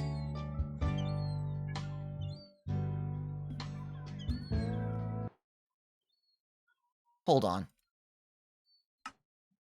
Just hold on. YouTube.com. Let's do Sonic Underground opening. Oh, is Lego not gonna... All right, properties.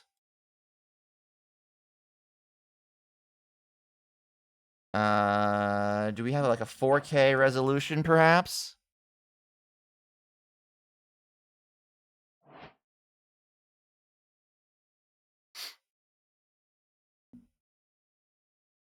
Hold on.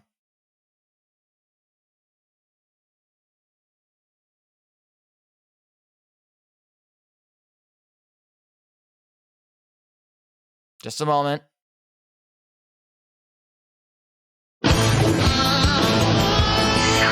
Triplets born, the throne awaits. A seer warns of a deadly fate. Give up your children, separate. Bide your time, lie in wait. Sonic Underground, Sonic Underground. They made a vow their mother will be found. doing what's right. Leaders of the freedom fight, they seek their mother, she knows they do. Is it time if she only knew? Will the prophecy come true? Sonic Underground! Sonic Underground! I long for my children, but I have to wait. To act too soon could seal their fate. They made a vow their mother will be found. Sonic Underground! They don't find their mom. The series ends before they get to that point. I'd argue they never made a better Sonic. Argue all you want. I won't agree. I won't agree. But anyway, so that fucking nonsense, right? That was a whole thing. That was a thing that people watched. The green guy looks dumb. Yes, he is purposefully a buffoon. A solid 8 out of 10. Okay, well. So The Lost Prince of Mobius is an archive of our own fanfic which combines the lore from Sonic Underground with the events and story of the modern Sonic games. So it's about Sonic siblings having no idea what Sonic does after they defeat Robotnik and save their kingdom. He disappears. He runs off to fight against Eggman because he knows that even though Robotnik's mind was destroyed by his defeat, he's still a danger as Dr. Eggman. And Sonic's friends Amy, Tails, and Shadow do not know that he's a prince or that he had anything to do with the previous takeover of the global south by a mad dictator. Like, they haven't connected the dots. So the story is about Sonic having to go back to his kingdom and interact with his mother and siblings while also balancing his relationship with his friends. But it doesn't go well for anyone. And it's such a well-written story. Every character has such complex motivations. They combine the personalities from the show with the games perfectly. And this fucking story hasn't finished. And then the author is like, I have opinions about chaos energy lore. So I'm just going to info dump a lot of really cool ideas about how I could combine the worlds of these two different properties. And I'm like salivating. I'm like, please give me more. But it's one of those like white whale stories where once every 2 years, the author will put a chapter down and be like, I was inspired. Don't expect to see me again in a long while. They've started writing fucking TF2 fanfiction instead. And I'm like, please. I ask for so little. Finish the story. God, why? I'm sure their TF2 fanfiction is very good. However.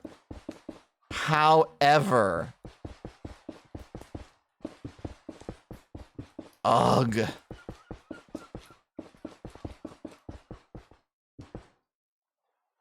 Oh, got stuck on a block there. I just love Sonic. Sonic is great. Sonic is good. Sonic is love. Sonic is life.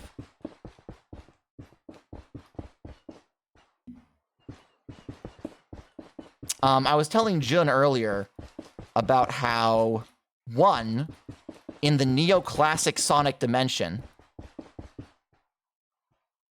was reading this one fanfic that hasn't updated since 2020, and it stopped right before the characters, you know, confess, hold hands, stare longingly into each other's eyes for a moment too long to be platonic.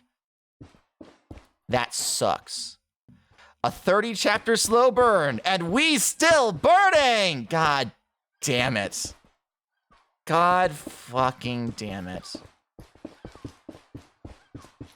I mention this every time fanfiction comes up, and I'm going to do it again. Years and years ago, there was a fanfic that I started reading that was never completed and eventually was completely wiped off the internet, where it was an Ouran High School Host Club crossover with Fruits Basket. And it was so fucking good. and then it just ceased to exist, I will mourn that story to the end of my days. To the end of my days. I just will. I just will.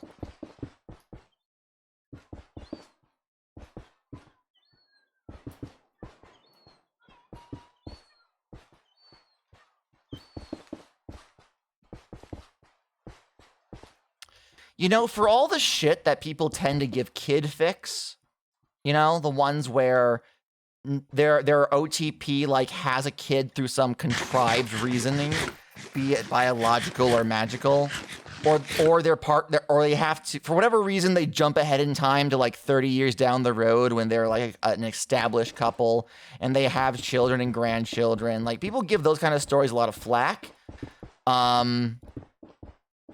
But frankly, is that not the ideal, right? Like, they are living their best life. Yeah, I do think that we should give our OTPs like happily ever afters that aren't just like dancing off into the sunset. Sure. Tell me about your version of a Draco Harry ship fic gaggle of children. That's fine. Hit me with it. I was telling Jun earlier about how in the neoclassic Sonic dimension, which is a separate offshoot timeline where classic Sonic exists independently of modern Sonic, some people were burned by the Digimon Adventure epilogue, and it shows. True! True! Even though the new events in the Neo Sonic Classic timeline don't happen. I was telling you things about Shadow, and then we got talking about Sonic Adventure 2 and Chow Gardens and whatnot.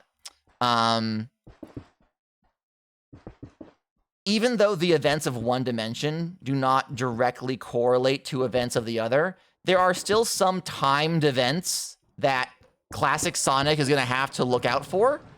For example, in about 5 or 6 years from Sonic's perception, there's going to be a massive invasion of hive mind cannibalistic aliens that are going to plop down and try to eat everyone on the planet. Which means that Sonic and the others have to get Shadow out of that Pokeball real quick. He is napping in the pod, and they're like, they gotta be like, bro, you have to undergo like 2 different character arcs before they show up, man. We gotta get you on this fast. And they are not going to, so that's going to be its own unique problem. Excuse me, everybody. Don't mind me. Ow. The issue is that whenever they do wake up Shadow, he's going to still have his brain scrambled to believing that Maria wants him to blow up the planet. So that's going to have to be sorted out before anything else happens. Shadow done got his mind fucked with in order to have Gerald revenge go smoothly. So that's going to have to be handled by somebody eventually, probably. I'm trying to think what else. What other timed events need to be handled? Oh, you're wearing a pumpkin, aren't you? Happy Halloween! Happy Halloween. There we go. Happy Halloween, everybody. Oh, you know what? I got a cute little idea for this. Hi, Zomble. Hi. Would you like to go in the hole? Hi. Oh, right. There is, in fact, a way to walk around. In the hole.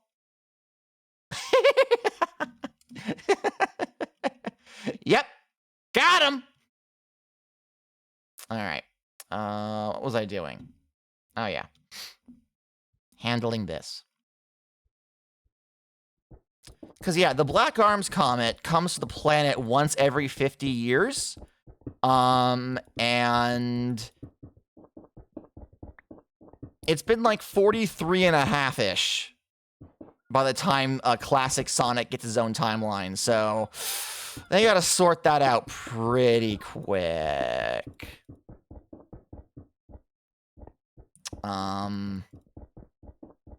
Technically, they could skip all of Sonic Unleashed as long as Eggman knows better than to blow up the planet with a laser. So there's that. They can skip Lost World entirely again, so long as Eggman doesn't bother with the Lost Hex. They can stay lost. It's fine. No, nothing of value will be really missed, you know? Let me see here. And technically, Chaos and Tikal are still stuck inside the Master Emerald, and Chaos is still super angry and needs Super Sonic to beat him up a bit until he feels better about it. So I guess mostly just the Adventure series and Shadow the Hedgehog. I want to hear about your Digimon fanfic timeline. I don't have one. My Digimon fanfic timeline is pure canon, baby. No issues, no complaints, no fallacies, no headcanons. Everything that I believe is true and right, and you should listen to me more.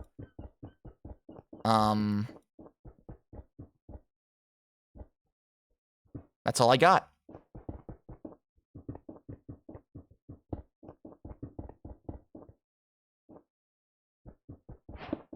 Damn. Damn, that's right. That's correct.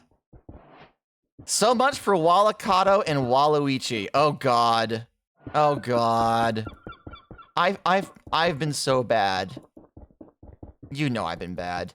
I've put my boys into a little box in the back of my brain and said, and that's where you'll stay for now. And that is where you'll stay.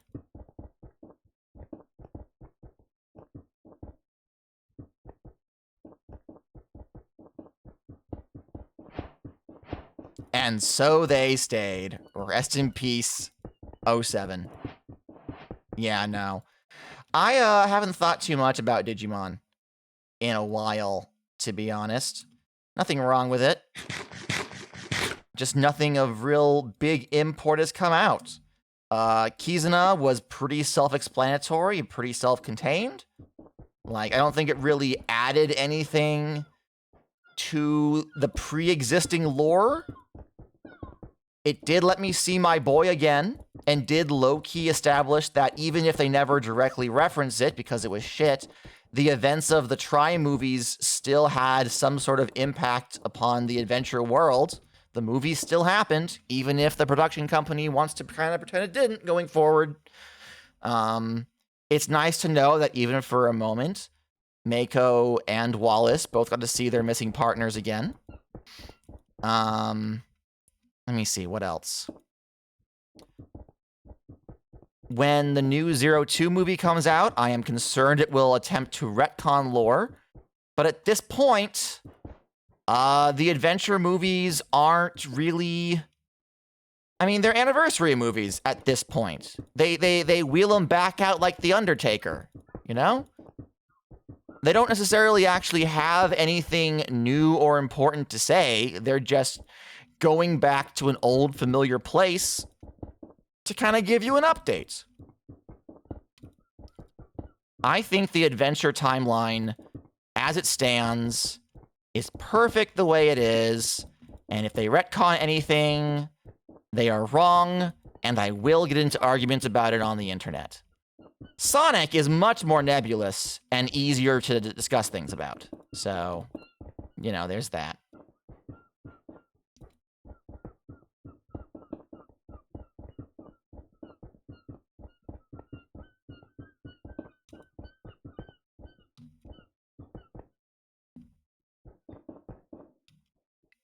If Mana's listening right now, I'm sure they have many things to say and retort to me. You know what? Actually, out of curiosity, has Mana said anything in the Discord? No. We're good. We're good. Oh, hey, what's this? Sonic Maxidrive. Ooh. Lol. Lol indeed. Lol indeed.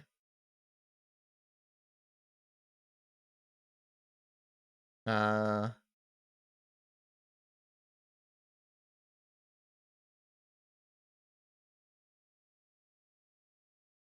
beautiful wife says she loves me. And that's what matters. That's what matters in the end.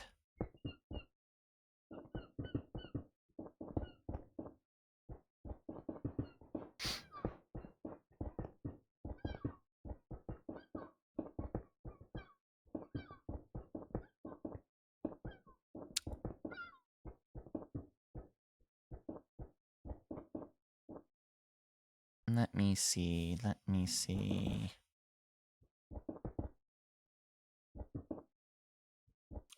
I could talk about my OCs if you want. I got a couple of those. Actually, technically, Tegan, Jun, and Neb, you've met one of my, like, core cast OCs. I reused her for the Shu campaign. Prima, Pitch, and by extension, Mint, who has been recast as one of the Cardinal Witches for that campaign.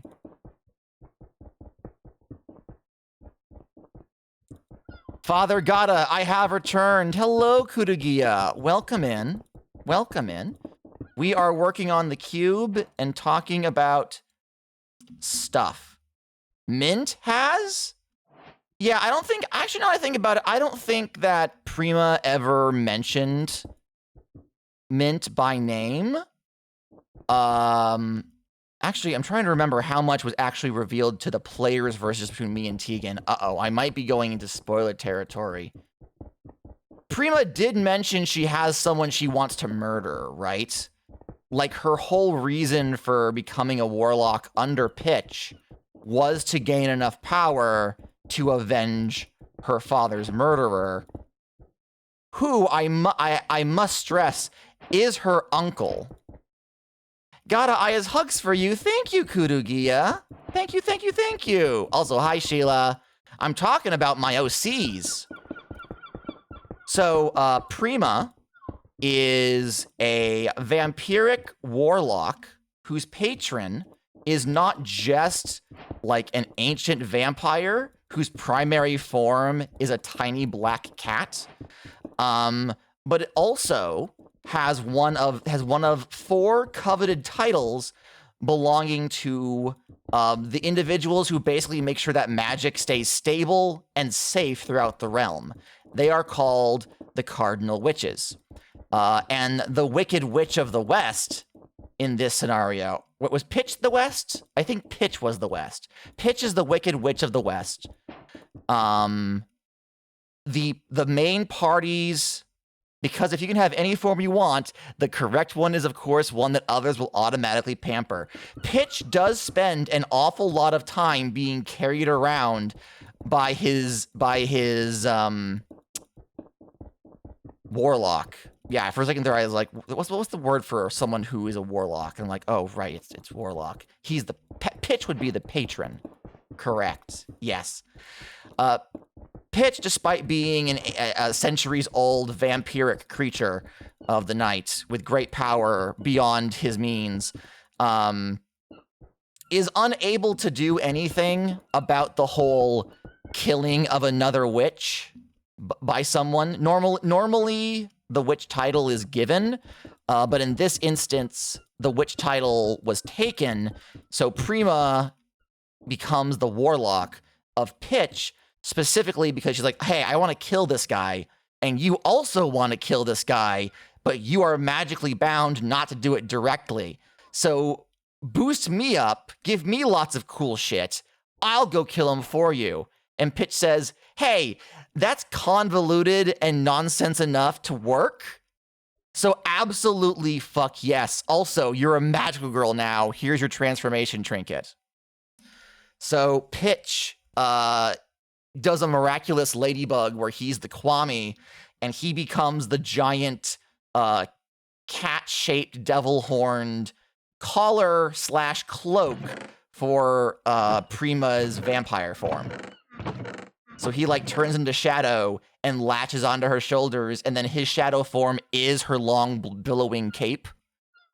And then she has a whole bunch of cool Kamen Rider Kiva-esque abilities. So that's one that you know. That's one that you know. I ended up the problem was, even when I like reintroduced the characters into the campaign, because I was like, I can add a little something happening on the side that won't matter. That like it'll enrich the world, but it won't take away from the main quest, right? But then immediately everyone was like, "Hey, Prima's really cool. Fuck what we're doing. I kind of want to go follow her on her adventure." So as DM, I had to be like, "No, I'm a loner. I'll handle this on my own," despite the obvious fallacy that I asked Pitch for help first. So that happens off on the side. And also, in the apocalyptic possible future, her story becomes the main story, where everything gets fucked up and the world kind of ends. And everyone dies. That's not a spoiler for any players in that campaign. One of the last big reveals was that the timeline that all the players are currently in is actually a new timeline because a bad future happened, and this is the timeline that they're experiencing is after a loop has happened to let them try again with new information. Which is a nice little twist. Normally the bad stuff happens and then they go back to stop it, but now it's like, oh no. You fucked around with time. So now that what was going to happen for sure is now a possibility. Don't fuck this choice up. Which is fun and interesting, I think. I am just gonna go around here.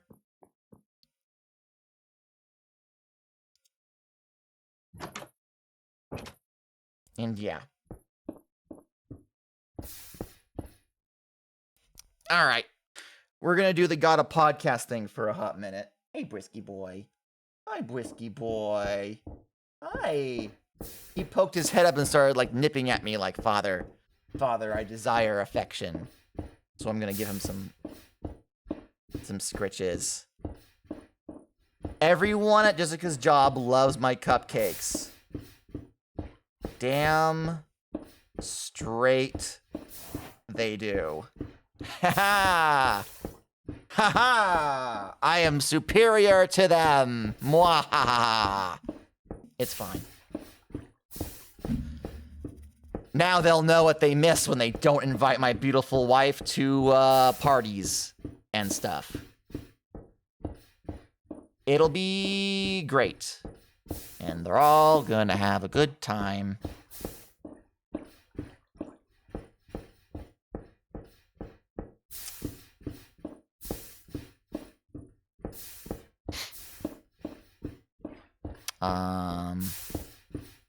I'm trying to think of what else I can mention that would be interesting during the Gotta Podcast. I kind of, like, used everything up during the first 4-hour stream I did today. And now I'm here for the next 4-hour stream, and I'm like, damn, I'm really reaching. I'm boring. I don't have anything interesting or fun to say. What the fuck? What the fuck?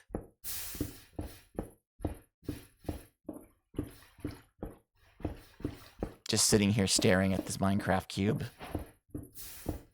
Now you know how I feel all the time. It's very much like, I don't want to question your life choices, but why do you people come to these things? Why are you here? What is the draw? I don't get it. I watch it back and I go, well, I guess. There's no accounting for taste. And that's not really in like a way that I'm putting myself down. It's more like, people find this entertaining. I don't think I'm of any interest to anyone at all. So that's definitely something. I got my beautiful wife a big Bulbasaur plushie. Taste is overrated. True. I got my wife a big Bulbasaur plushie, where the plushie is sleeping, and she cuddles with him every night, and we have nicknamed him Bulbasnore. And he is my beautiful wife's new best friend. Just me, my wife, and the oversized and overpriced Bulbasaur plushie between us. Also, you have some of the same brainworms I do, and I find that comfortable. Aw, well, thank you. Thank you, Sheila. Bulbasnore, yes, that's his name. And we love him.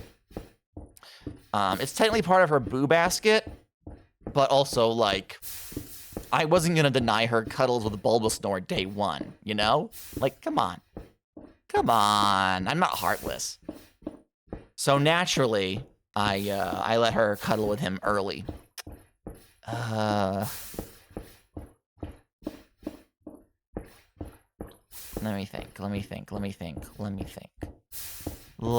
me think. That didn't help. That did not help one bit. I was asked if I would like to be a contributing writer to the next See You Space Cowboy Kickstarter. So I may be writing an adventure for that future product, which I bring this up every so often. I'm offered, and then one thing or the other happens, and like the product falls through, or I don't have time. I really would like to be able to say that yes, I have work that has been printed in from a semi-respectable publication that I can point to and be like, yeah, I do TTRPG writing. I haven't done a whole lot of anything in the TTRPG space for a very long time. I've kind of started, but never completed a couple of projects. Obviously, the FNAF game is on that list. I'm currently on, like, another revision of Daring and Dreaming, which is now going to be, like, more of a Caltrop core hack, only it's D6s instead of D4s, so it's barely a Caltrop core hack. I've started and then deleted multiple documents that were meant to be setting guides for both the Paper Mario Mushroom Kingdom and the Sonic the Hedgehog South Island. I've been dabbling with this idea of creating a setting guide for Smash and Brothers, which details the inside of a house where a collection of toys exist, but also the pocket dimensions that can be found in certain areas. For example, underneath the couch is like the Mystic Mine Zone from Sonic 2, where when the toys go under the couch, they're no longer toys and they exist in a larger illusionary space because, like, the imaginary parts of their lives are as important as the real parts. And I keep having ideas for how I would actually make that into a product, but I never get anywhere with it. So, just kind of spinning my wheels a little bit. I was really, really banking on, do I have them nearby that I can reference the actual name? I don't, sadly. The System Agnostic Adventures by Cloud Curio that I kickstarted, I was really banking on those giving me some kind of brain blast, right? Like, I put a little too much emphasis on how much those products would have an effect on me. I was ready to have my mind blown, which, if you read my Blue Sky / Twitter, not a review, tweet thread about reading the books, that definitely did not happen. So instead of having any sort of, like, revolutionary TTRPG design ideas, I've just been sat here kind of twiddling my thumbs, not really following up on anything, which is a shame. Luckily, the Tumblr user There's a TTRPG for that will mention my game Swing whenever someone asks them about Caltrop Core, and almost without fail, I get a sale from it. Every single time. So, it's not a lot of money, but people are buying and supposedly playing Swing. So, shrugs. Swing is also is also a game where I wouldn't want to make a setting guide for it, Because first, that would require that I do a college thesis on the point and usage of superheroes. And I don't know if that's a good idea for anyone, really.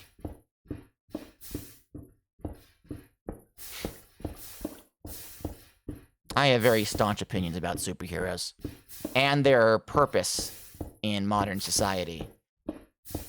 Much less their purpose as a genre for role-playing purposes, you know?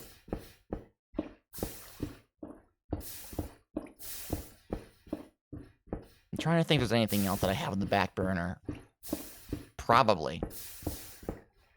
For the Sonic hacking contest this year, someone made a pen and paper tabletop RPG, a war skirmish game set in the Archie Sonic the Hedgehog comic book world. I haven't read it, but apparently it was stable enough they felt confident showing it to the tabletop community at large. So that's definitely something.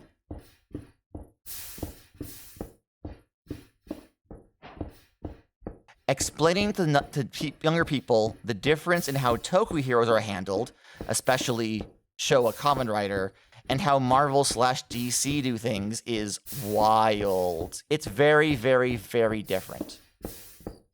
And to be fair, while you could do tokusatsu stuff with Swing, it's basically just a resolution system with some excuses thrown in. It's definitely not something I would say is geared towards emulating tokusatsu, if that makes sense. The emotional part of emotional superheroes, of dramatic superheroes, is there, but not quite the gravitas or...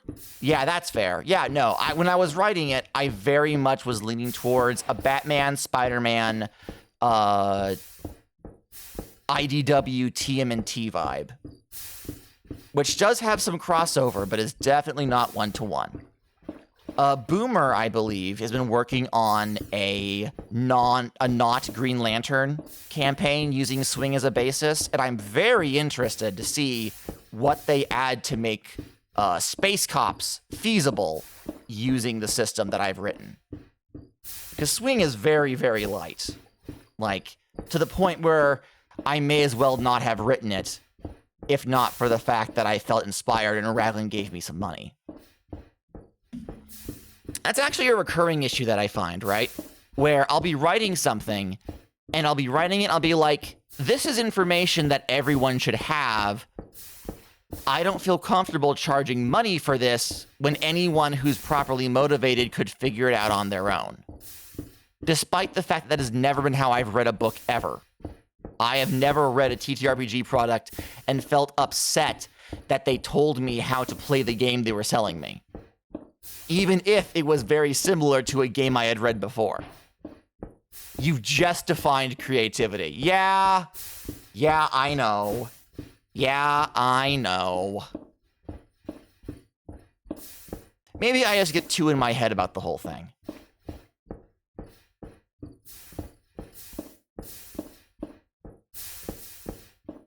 All right, let's take a look-see at where we're at. Man, this isn't a lot, but at least I can...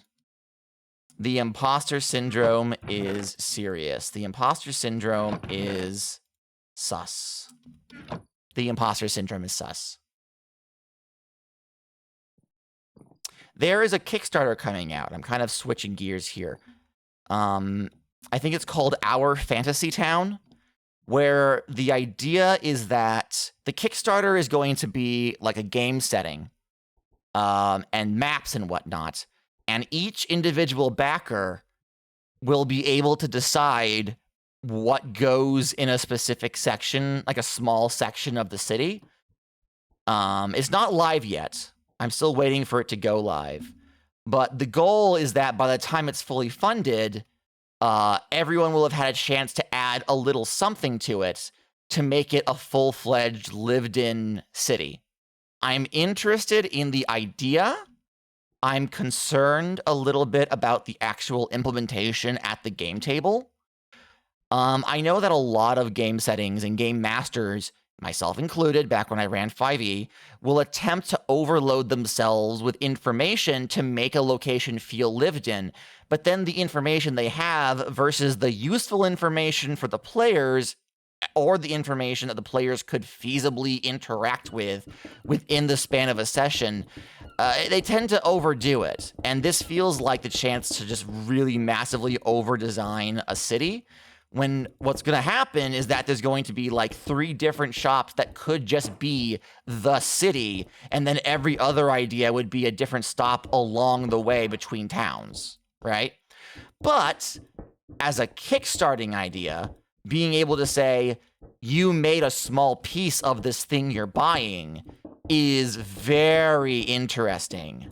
As a marketing tactic, I think that it is going to do gangbusters. I am interested to see where it goes. And obviously, I'm going to put a little something in there. I'm going to put a little something in there. Are you kidding me? Are you kidding me? I'll shove Farmer Gata and Henbert into this product if it's the last thing I do. I don't actually know the tiers, though. I may just be able to decide the color of someone's shoes, and that's the extent of my input, because I only have $2. But, you know, that's just how the cookie crumbles. I was also mentioning earlier how excited I am for the Christmas-themed Kickstarters to kick off. With the loss of Twitter over the last year, I really do need to spend a little extra time on the internet finding holes in the walls for things like D&D homebrew, game design stuff. Like, Tumblr has some, but it's not a lot, and I haven't touched the homebrew Reddits in a while, but I should get those back into my rotation, because even if I don't like the mechanical stuff they write for 5th edition, a lot of really cool concepts surrounding fantasy come from people who have an idea they want to put in their D&D game, and then they write it all out, and I just say, oh, okay, well, I'll just take the stuff that I like, and then bada bing, bada boom. There we go.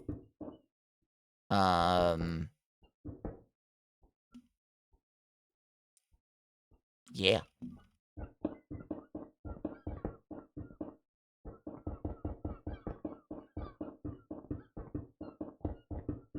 I have 2 commissions that I am waiting on. The first is for a design/printable files to turn my Farmer Gata Hey Lego chat, do you want to learn something about chickens? Okay, well, Good I guess... news, I've got a fun fact to share with you. Okay, I guess we'll do this instead. Did you know? Chickens have distinct social hierarchies. Chickens gave us the term pecking order as they operate with strict hierarchy, with the top chickens laying down the law by bullying and literally pecking the weaker chickens. The good news is the pecking order is established early in a chicken's life when raised in a flock and the birds live in relative harmony. Was that it? Are we good? Okay, we're good. No, it's Bing Bing Wahoo. I keep glancing back at what's so cool about Bing Bing Wahoo and knowing that I shouldn't touch it because it was literally the first product I ever made, and I'm going to be so upset looking at it now, and I'll feel the desire to fix it. You know? But also I think it should probably just stand on its own, and if people want to mess around with it, they can, but I shouldn't go out of my way to fuck with it. Same with Chaos and Control. A lot of people, not a lot of people, the people who have played it have expressed confusion because the rules are essentially only half there, because I was planning on making a non-Sonic themed variant, which has evolved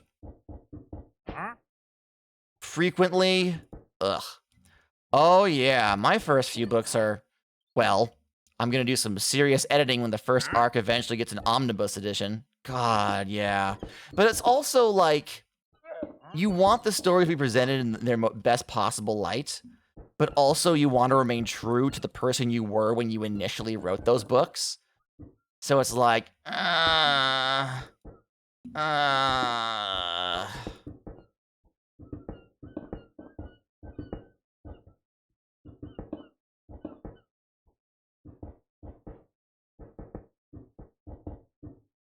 Swing, I think, does perfectly fine on its own.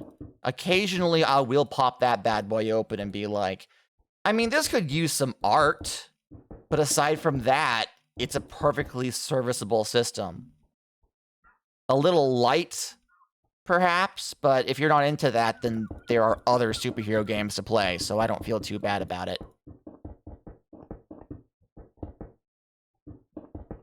So I go, nah, that's probably fine. That's probably fine. Pardon me.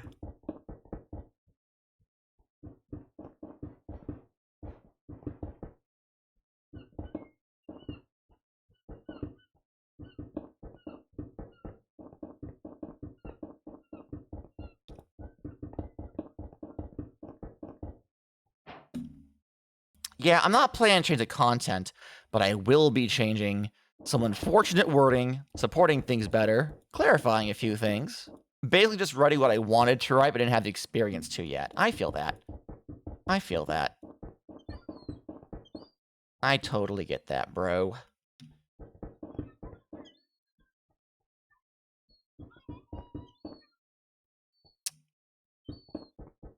I am running into an issue with, I guess I'll keep calling it, Daring and Dreaming, even though that name no longer has anything to do with the mechanics of the game. It is no longer a, single stat, lasers and feelings hack with opinions. I'm having this issue where I have invented this class-based system with abilities as well as a rudimentary combat engine. Focused mostly on Paper Mario-esque actions and reactions, as well as low numbers, but like established number damage outputs modified by elemental resistances and weaknesses. Which, now that I say it out loud, sounds fucking bonkers. But it's reaching a point where I'm like, if I'm gonna write a combat engine, they might as well just play this game in Dungeons & Dragons or Pathfinder and just be slightly more whimsical about it. You know?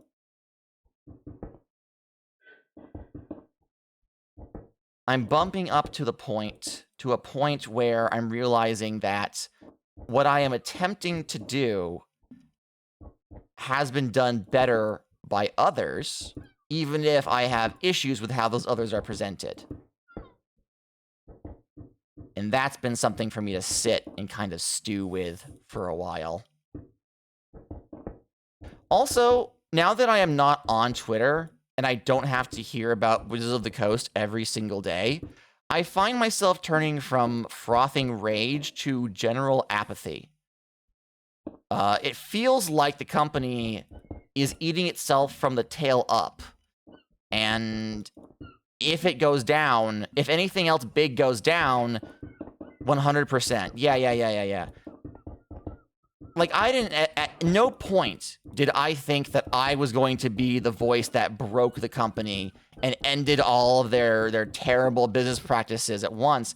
But now that I no longer have it shoved in my face every single day, all that they're doing, I'm like, yeah, actually, they can be shit elsewhere. I don't really need that. I've already said all I need to say, and as little self-serving as this may be, I dare say that my general opinion of Wizards of the Coast very quickly just became the common opinion, especially after the OGL debacle. Like, people still love and play D&D. That's not going to change, but it's no longer the only game in town.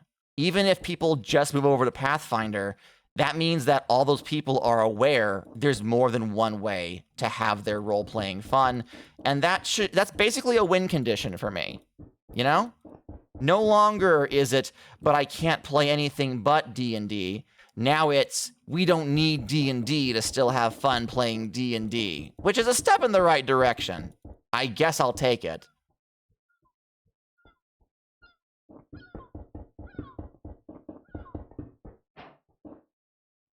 Yeah, there are so many other games, and people are playing them more. Absolutely. Surprisingly, I actually feel like Baldur's Gate 3 has done more to damage the 5th edition brand than anything 5th edition has actually done. While a ton of people are falling in love with the Forgotten Realms setting, what they're finding is that it doesn't actually match the fantasies they're playing out using the system for various reasons, which I will not get into here, but entirely comes down to design. I think actually it was Linda Codega who did an article talking about what the best system was if you wanted to play a Baldur's Gate 3 game, and how no, it's not Dungeons & Dragons 5th edition.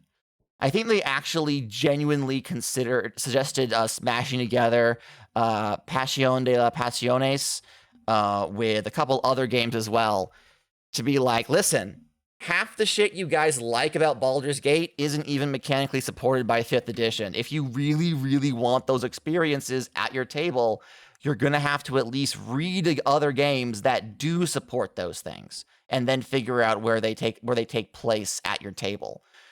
Which is funny, a little clickbaity, obviously, but also entirely correct.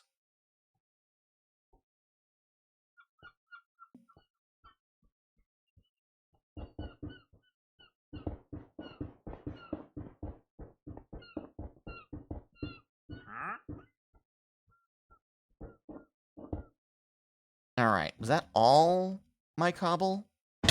Ow.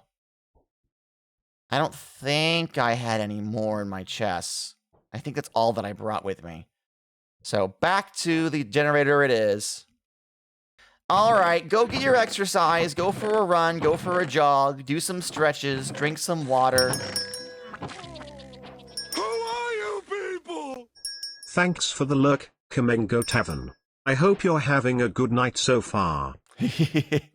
I'll see you later, Sheila.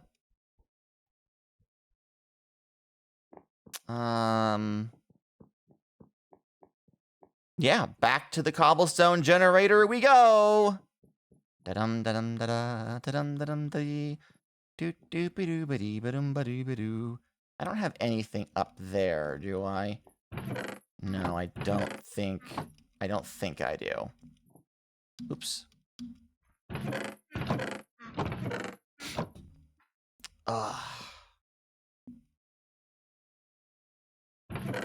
did grab everything out of this. I did. All right. Back to this we go. All right. F3 and T.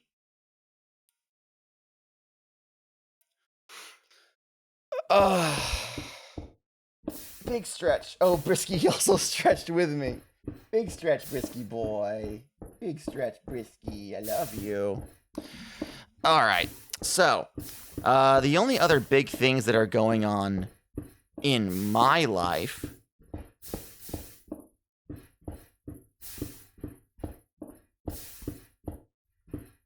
Sorry, my beautiful wife messaged me real quick. Mostly Lego related. I'd apologize, but I am not in the least bit sorry.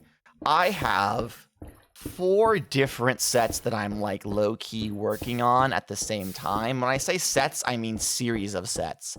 I'm still missing about $50 or $60 worth of pieces to complete my initial run of Rock Raiders characters. I have a big chrome piece in the mail that should be showing up in the next week that I'm very excited about. I have all of the minifigures, but none of the regular bricks for the ships for a Star Mail display that I want to do. Obviously, I still have to finish picking up all the Sonic the Hedgehog sets, but I'll be doing that on Black Friday when they have a bunch of online stuff happening. And now I started collecting Knight's Kingdom, rather. Because I want to do like a video review of some sorts of my childhood favorite castle sets. The problem is that I keep changing my mind about what I want. Sometimes I'm like, yeah, I'll get all the castle sets and then I'll add new bricks to fix them up and make them look more modern. But then I'm like, but no, I want to keep the original classic design. I'm just like, there's too many options, there's too many possibilities. Gosh, why is Lego so addictive? One of the things that I really want to do is get all the minifigs from the Lego Fright Nights line. So the classic Willow the Witch, the classic Basil the Bat Lord. And right after I decided, yes, that's what I'll do. I'll get those characters and I'll give them an add-on to King Leo's castle and make my own universe where they're all friends and they all hang out together, right? Lego announces, oh hey, we're remaking Basil the Bat Lord for our new collectible minifigure boxes. Okay, peace. I'm like, what? You can't do that to me. I want it so bad.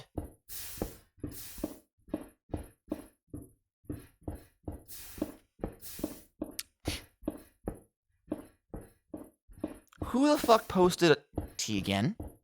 What did you post? What clip was... Oh, was that me falling down? Okay, that makes sense. That makes a lot of sense.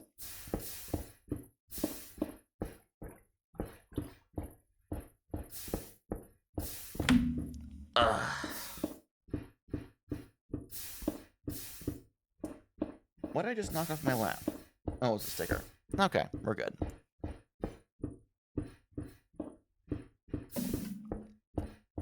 One of my coworkers was telling me about how she goes to garage sales all the time. And so I was telling her about my history of going to garage sales. And she offhandedly mentioned that she had a nephew whose father passed away. And they found a whole bunch of vintage Lego in the house. And they don't know what to do with it. So they just put it in a storage unit. And I was like, bro, Lego is big right now. Like, you could probably resell that for, not a lot of money, but a decent chunk of change for the effort you put in. Like, definitely look into that. So she says, oh, you're interested in Lego. And I'm like, yeah, I collect Lego. I like Lego. I'm a big fan of Lego. And she says, well, the next time I see any Lego out, while I'm garage sailing, I'll get it for you. And I'm like, that's so sweet of you, but ma'am, please don't. Lego is very expensive. Very, very, very, very, very expensive.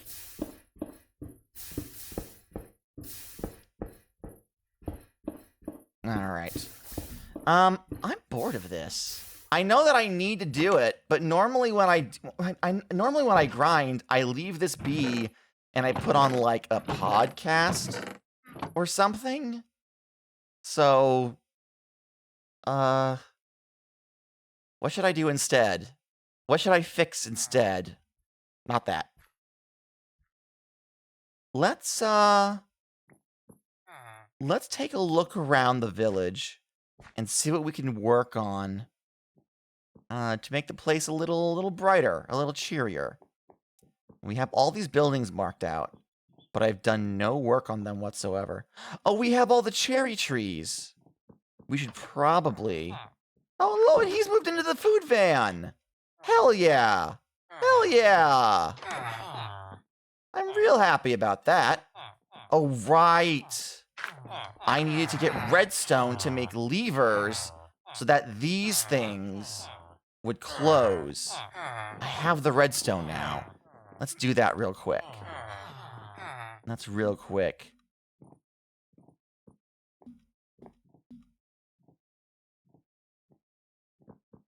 We need it to be levers specifically because it needs to stay on. Well, actually, hold on. Isn't levers just sticks and stone? I should have sticks somewhere. Here's sticks. I probably don't have any cobble that isn't in this. Alright, we'll grab you. We gotta smelt you up. Pretty sure it's how that works. Grab that. Pop that in there. We'll get you smelting. Let's do 5 of these just to be safe. All right. And while that's working... No. Is it cobble? Yes. It was cobble the whole time. You can stop that now. It's fine. All right.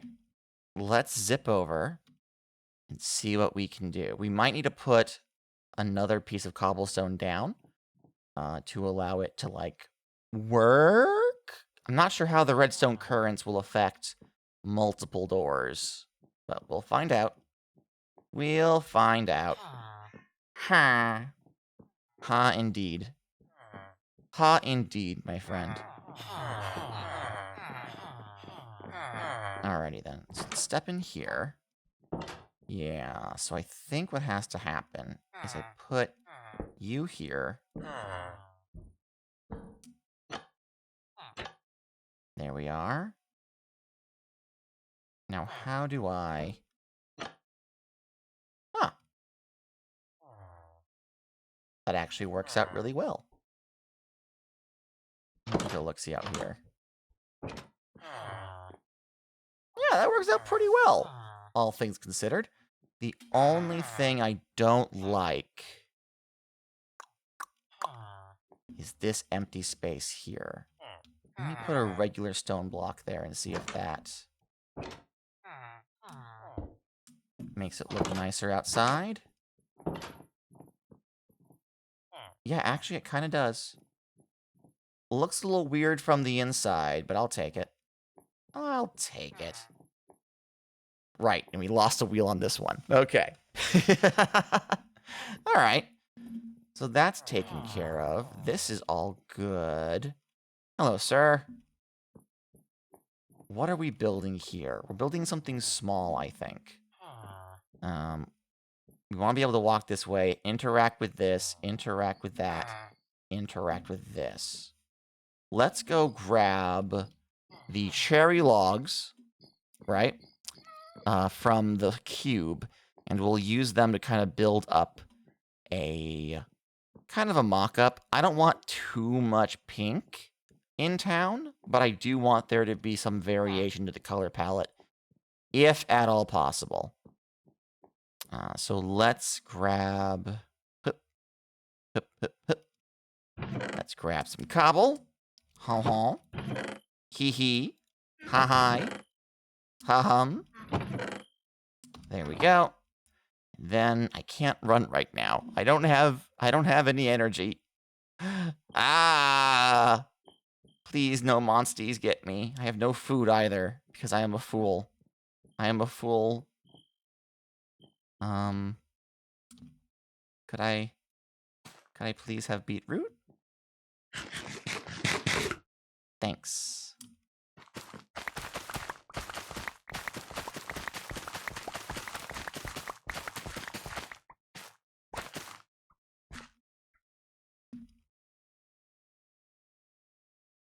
That'll do me. Alright, get into the bed. Go to sleep.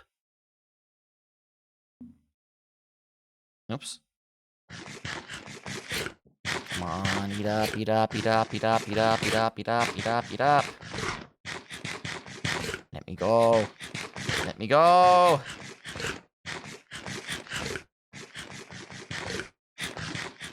And there we go. Now we can run. Huzzah. All of the cherry planks that Maru gave us will be available over here at the cube. Yes. So I'm going to leave the saplings where they are for now. I'm going to bring the logs with me. And that's what a stripped cherry log looks like. Okay. Do I have axes? I don't think I have regular axes. That's fine. I can make some. Oh, here's more cherry logs. Okay. All right. Let's make 2 of these. Okay. And let's go see what damage we can do.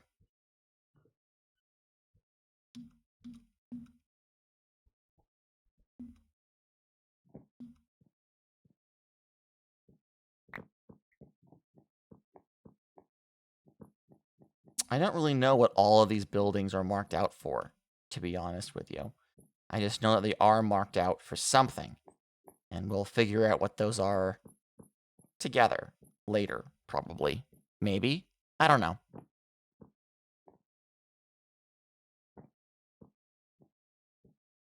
Alright, so once again, I don't want it to be...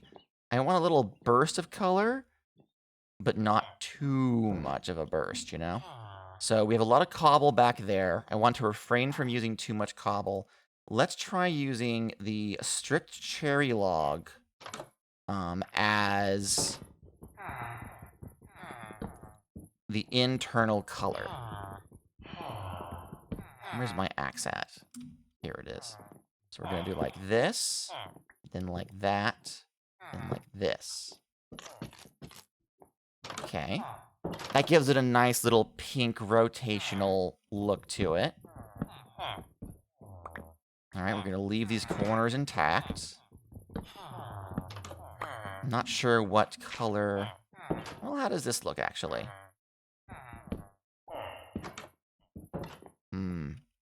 A little too bright, but it goes well with the pink, as it should. What does a regular plank look like?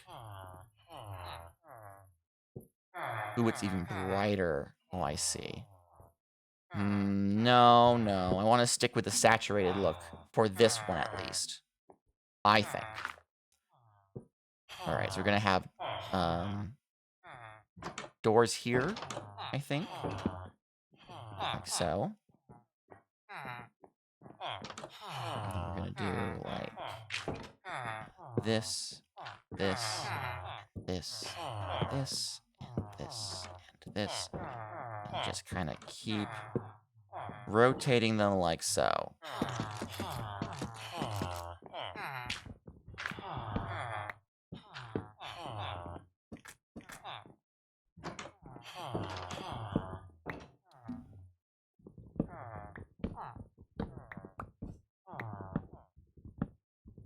Oh, I never turned the music back on. That's what's fucking missing.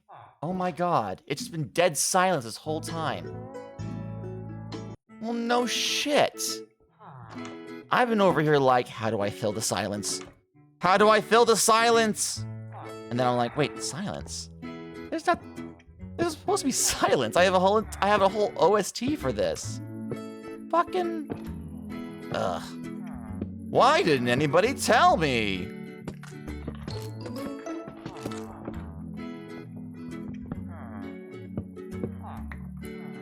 Okay.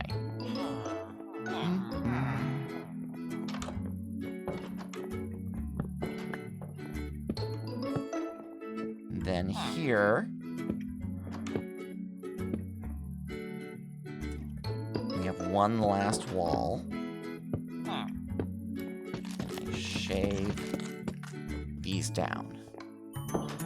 Alright, so we have this pink monstrosity, as it were. How high do I want this to go? I don't want it to go very high, I'll be honest with you. I think that having an A-sloped roof is enough. Oh, hey! Uh-oh. Uh-oh. We are getting raided. We are getting raided by bots. We are being slammed. I don't really know how to handle this, but ban them individually. Well,